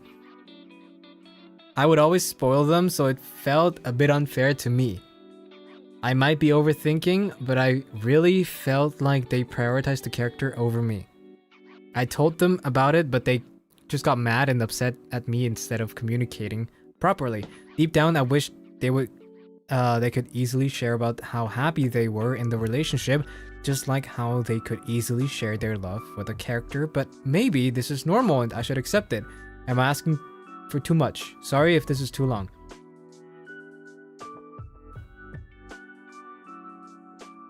They can't even afford a gift for you?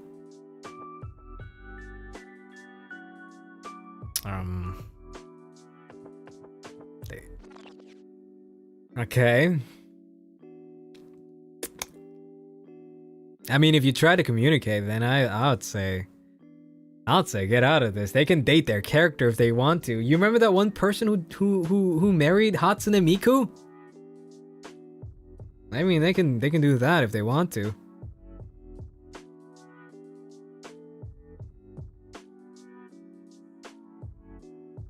Stop? What do you mean? It's giving the hack guy.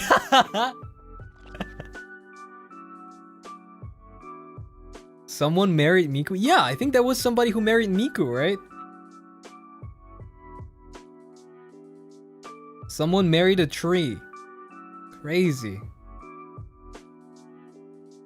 Crazy.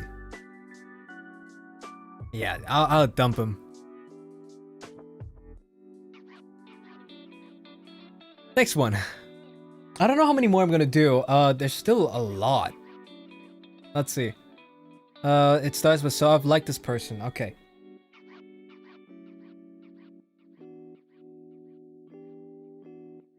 Oh, sheep on my life. Ooh, sheep on my life.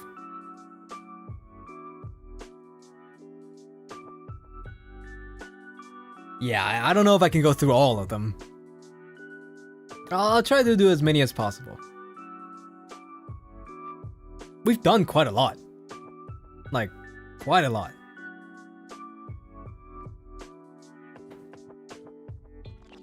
Part 2? Maybe. Alright. So I've liked this person for 2 years and they know it, but it's one-sided. We're still close and act like normal close friends do, but I've been very worried that I may be burdening them with my feelings. It's not like I want a relationship with them, but nor do I want to move on because I do really like them. I'm just worried. Is it okay for me to hold on to these feelings?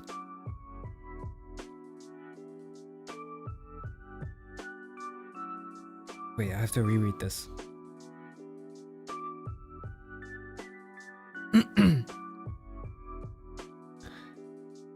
You don't want a relationship with them, but you're holding on to the feelings.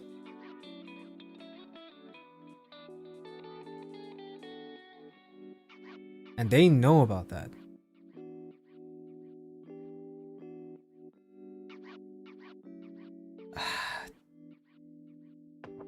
I feel like there's two cases of why they're still, like, you know, friends with you. It's either A, they get off that attention, or B, it does hurt them, but they like you as a friend. So they're just, you know, they're just enduring it.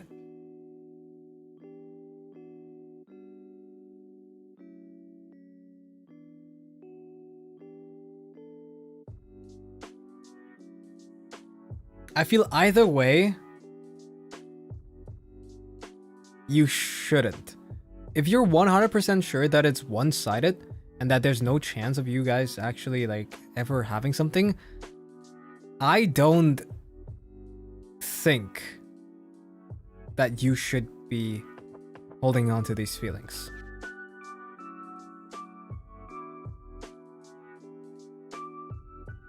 If it's that long and they're still doing it, they like the attention and it's gone on for too long. That's true. 2 years is a long time. I feel like they get off the attention. Because I don't think even the most patient person would probably not like that too much anymore. I think you should let them go.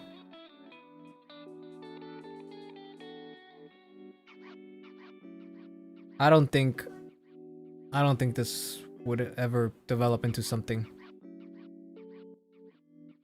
Srito, thank you so much for the 2 months. Welcome back. Glad to have you back. Cats cry?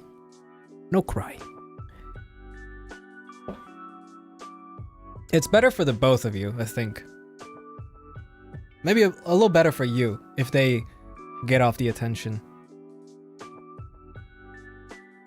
I feel like once you do let go of these feelings, they'll probably like try to get you back, but I highly suggest you to resist that. Yeah. Next one.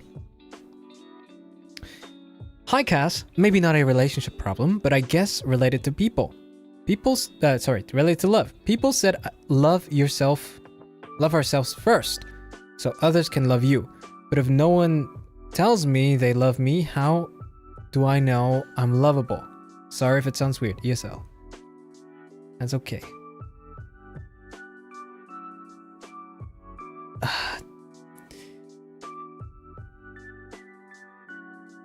You don't have to hear it from other people first.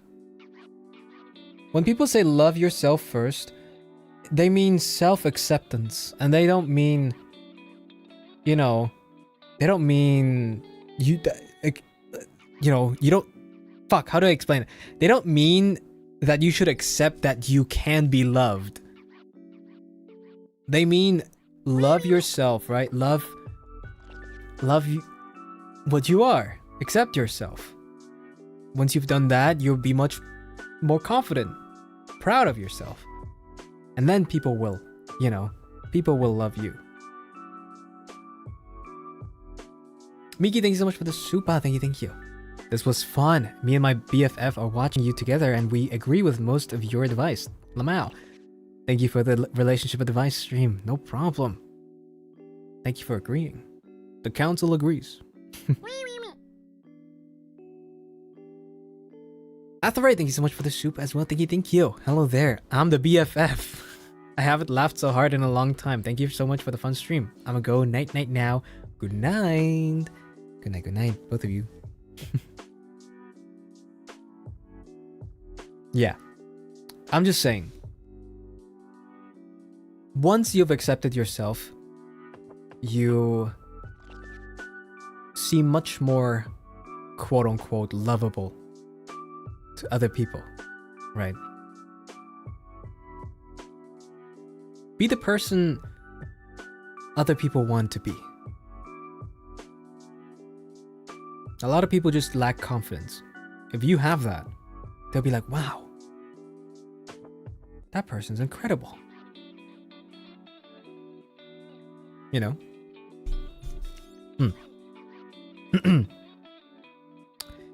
Next. Okay, so I've been best friends with this guy ever since I was 5, and we're also next door neighbors. I've liked him since I was a kid, but up until now, he's never reciprocated.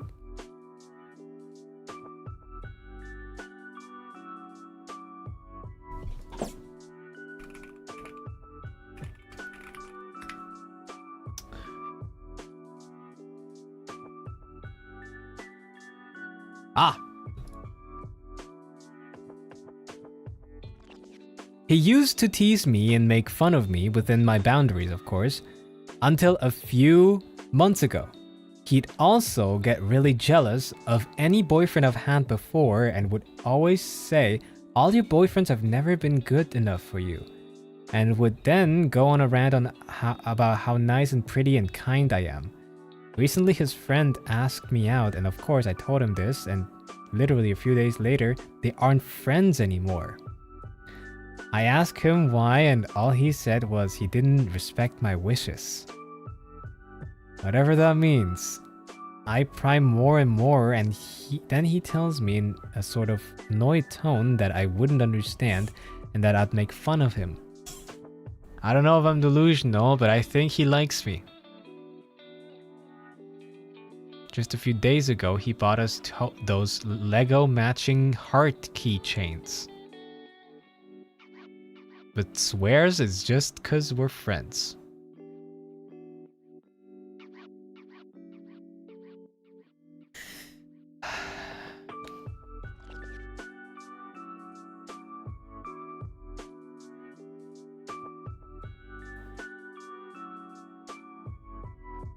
Can I be mean?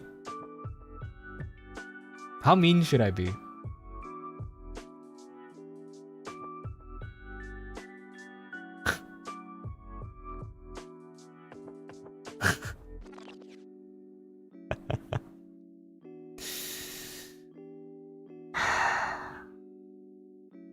Why is everybody so fucking blind, bro? Bro, that's not like...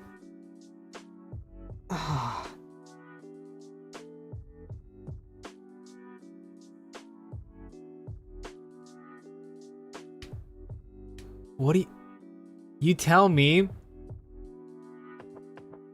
He's always like, yo, you deserve a better guy than the guys that you had before.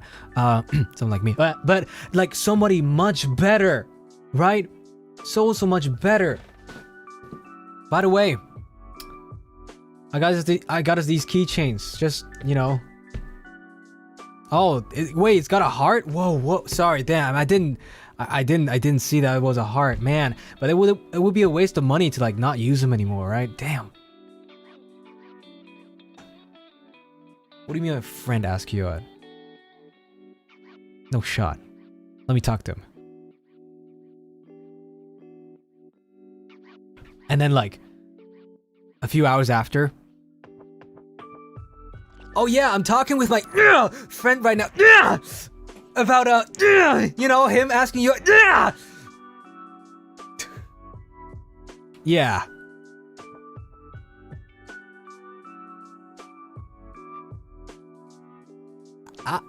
I don't know. I don't know what to tell you. I've got this diamond ring for you. I thought it'd suit you. Exactly.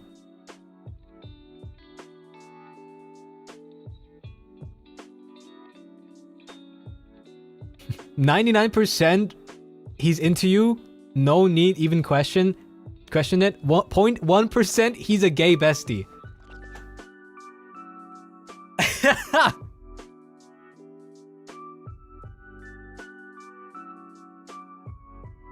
But I'ma be honest though, the way he's been acting and doing shit, that it gives me an ick. Like, it gives me so, I don't know. You know, it gives me a hard ick. An ick? I think it's cute. I think it's so icky. From a guy's perspective, at least. You know, from a guy's perspective, seeing this happening, it gives me the ick. Like, he's so overprotective over a girl that is not his, you know?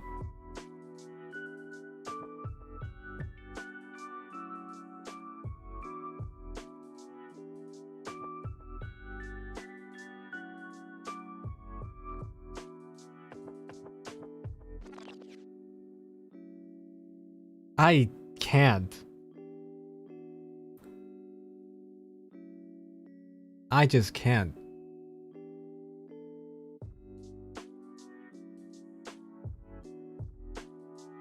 Yeah, if you want her, just you know, tell her. Oh my god. Jesus.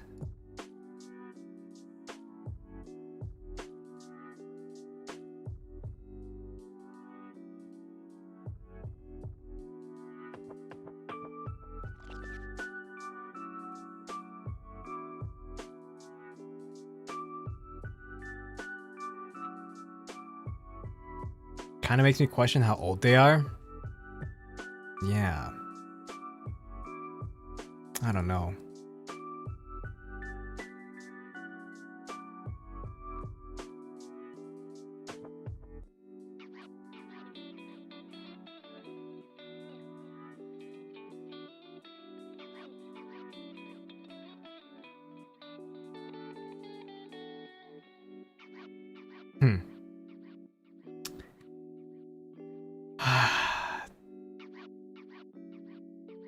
I can't even give you like advice on this.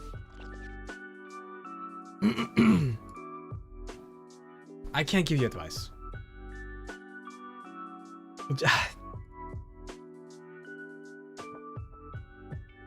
Make that face again? What face? What did I do?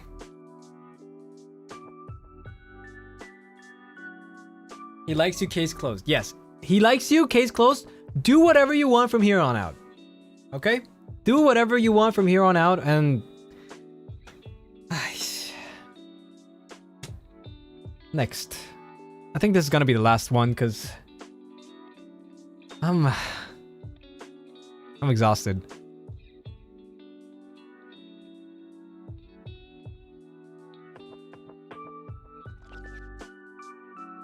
All right. So, last one of the day.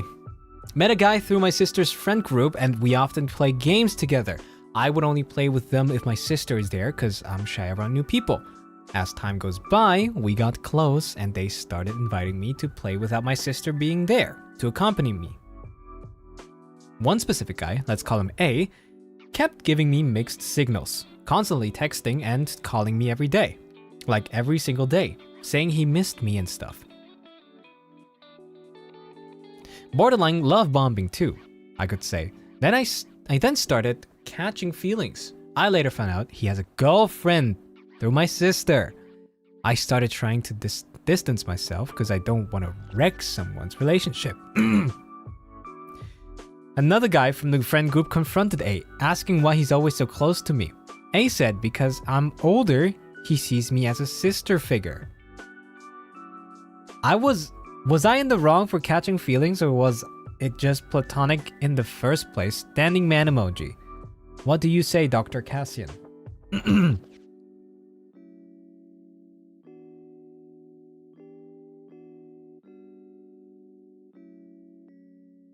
Oh, hell no.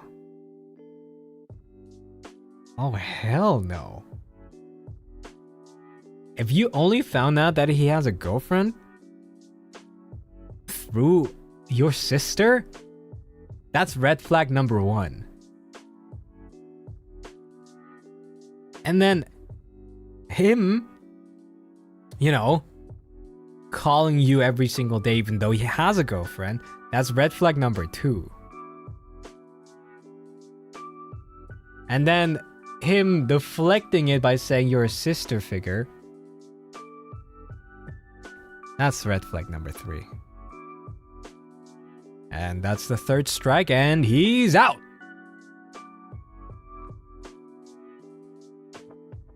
All right. Not the micro cheat. I feel like this is more than just micro cheating. Rizar! Oh my god, no! Bad timing, I was just about to end. Rizar! What's up? Thank you so much for the raid. I hope you had a nice stream today. Hey, welcome. Rizar is stomping in. Hello. Thank you so much for the raid. We are currently giving relationship advice. And this was actually the last one that I wanted to do, but hey, since you just raided in, let's do one last one, okay? One last one. This guy, this relationship just now had a guy who was cheating on his girlfriend, basically. So, yeah. It's not your fault, Anon, by the way, not your fault. Kick this guy's ass. Actually, never mind. Maybe he gets off of that. Block this guy. All right. Next one.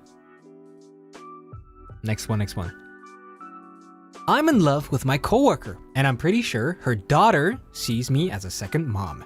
The thing is that I'm a girl and I don't know if she's into women. I already know she's an ally. We both have gay friends. Also, I've taken care of a daughter multiple times before and she calls me Mom 2.0 and always asks if I can just marry her mom and just be her second mom.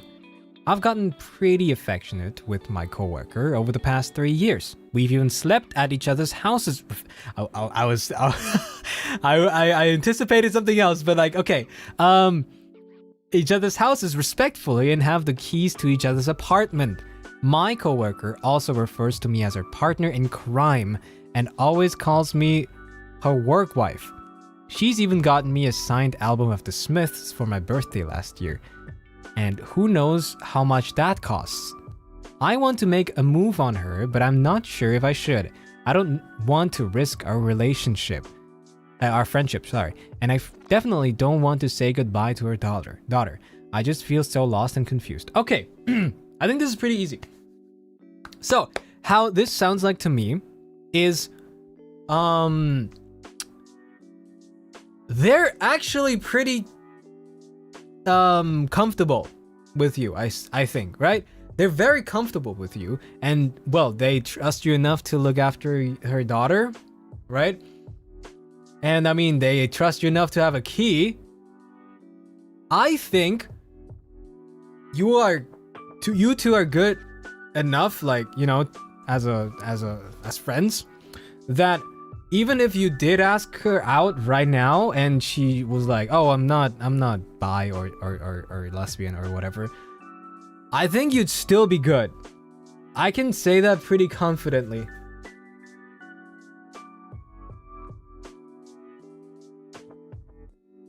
So even if they say like, oh, you know, I don't swing that way, you can just, you know, be cool about it and just be like, okay, that's fine.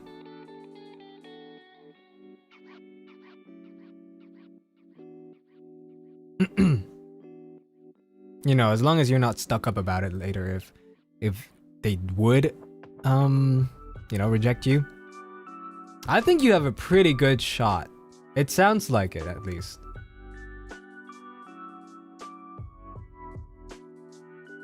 Yeah. So good luck with that.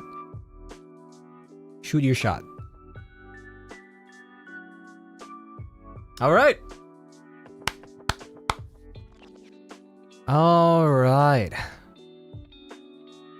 I think that should be the last one. We do have a lot more in here. Right? I don't know if it's gonna be enough for another stream. Probably not.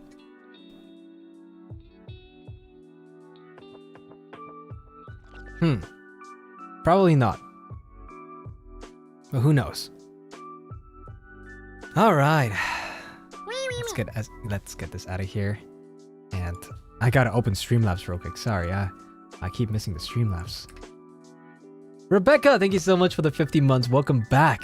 Glad to have you back. Thank you for the stream. I hope it helps the people who got advice and also people in similar situations. I hope so too. And welcome back for 50 months. And Ivy, thank you so much for the soup as well. For the remember, the 6 months. Glad to have you back. 6 months, Yivy! Have been really busy with my finals and thesis this week, but I'm glad I can catch up to today's stream. Thanks for today. Ah, thank you for watching, and I hope your thesis went well.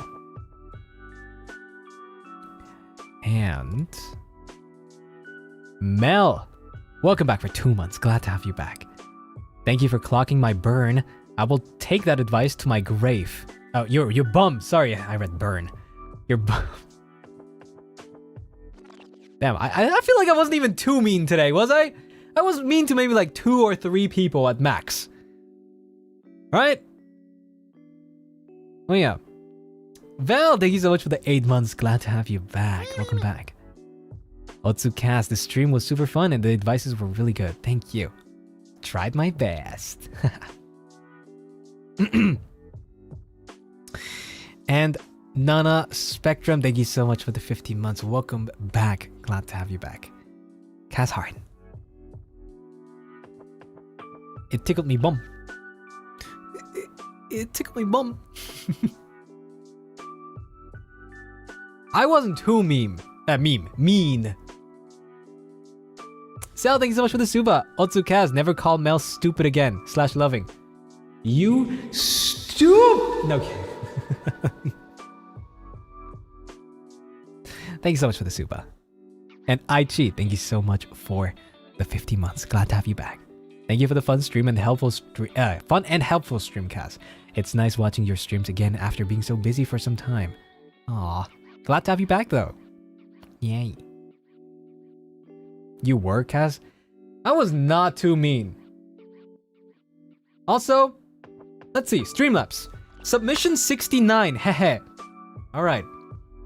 Thank you so much for the Streamlabs. Side note about earlier. I already told him about my feelings about...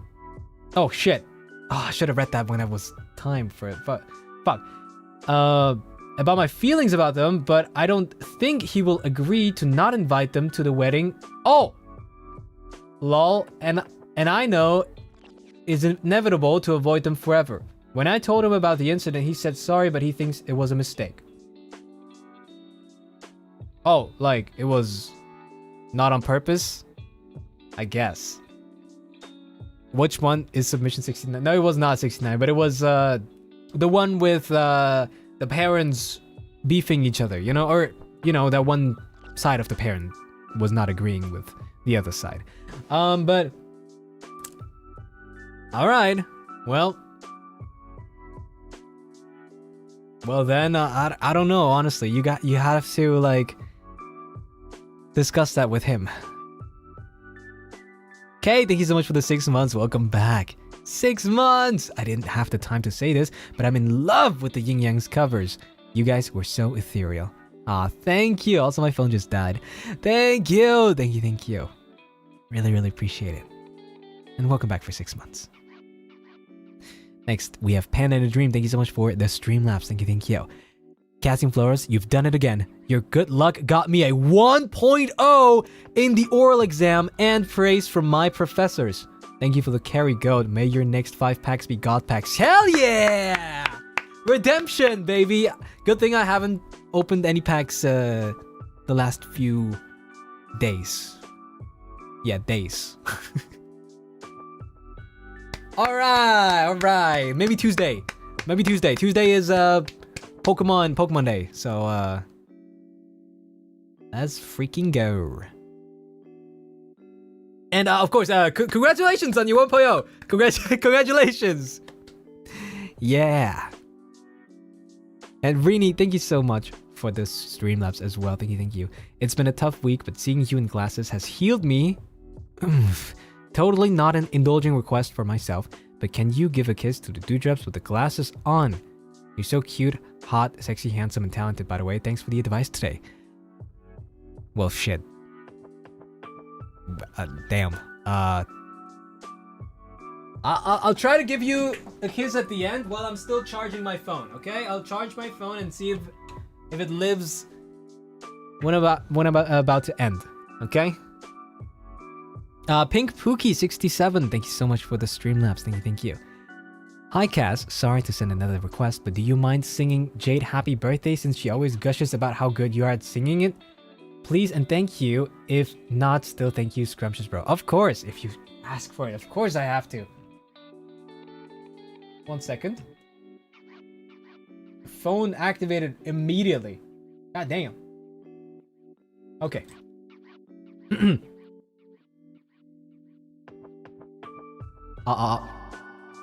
BGM turned off. Okay. Happy birthday to you. Happy birthday to you. Happy birthday, dear Jade. Happy birthday to you. Happy birthday, Jade. I hope you have a nice birthday today.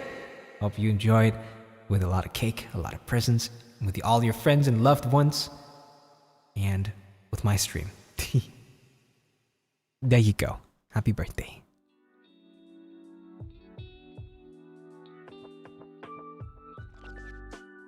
Alright. Let me see if the phone... It has 1% left. I'm waiting till it has 2, so it lives for a little longer. Oh my lord. I have to practice a new song for what's it called? My vocal training. God damn. It's a pretty hard song too. It's from Miss Green Apple called Lilac. And it's damn. It's so hard, but I wanted to challenge myself. So yeah. How's it going? I still have to learn the lyrics. I think I can reach it in original key, but I need to learn the lyrics. Can you sing a snippet? I only know the chorus. It's like, it goes like, wait, let me turn off BGM. It goes like, 青に似た酸っぱい春とライラック君を待つよここでね痛み出す人生体のキスもなななななないよねなってもないのに You know, yo? Something like that. Sorry, I don't know the lyrics perfectly, so it was like a little gibberish. Yeah, it's very high. It's very, very high. You can just Google it or search it on YouTube. Lilac, like the color. Okay, let me just... Alright. Oh. Glasses. No.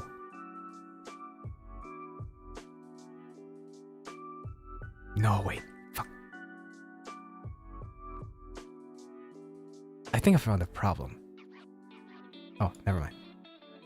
Shit. Okay. Let's do it like that.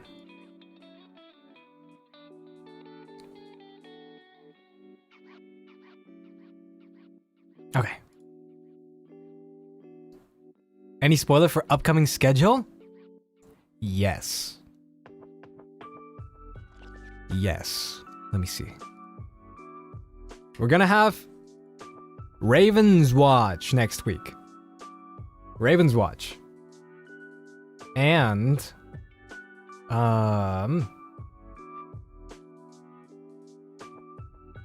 Valorant. Raven's Watch, Valorant.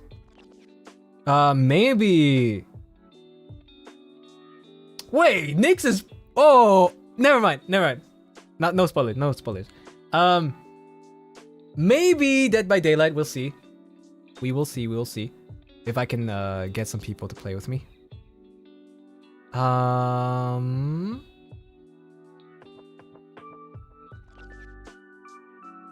School 60. I don't think it's next week. Or maybe it is, actually. I'll have to ask Malum. But he's already made his schedule, so I don't know.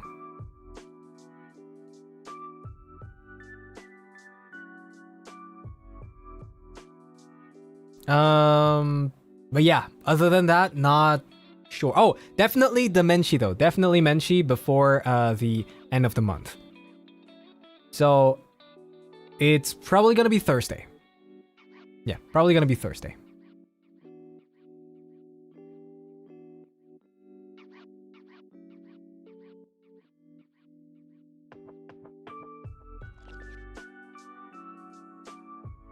Don't forget what you charged your phone for. Oh yeah. I know. Okay. I haven't made the schedule physically yet, so yeah. But thank you so much for watching, everybody. I hope I was able to shine some light on your situation and give you some helpful advice. Monday stream early or later? Probably late because I have to practice the song for my vocal training. So yeah, and I can't do that late. Yeah. So if you liked the stream today, don't forget to like and subscribe if you haven't already. Thank you so much for watching.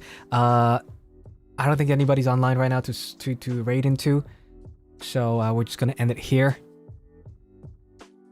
Thank you so much for being here with me. I'll see you guys again tomorrow. Like I said, late stream tomorrow. And yeah, see you guys next time. Mwah. Cass, out.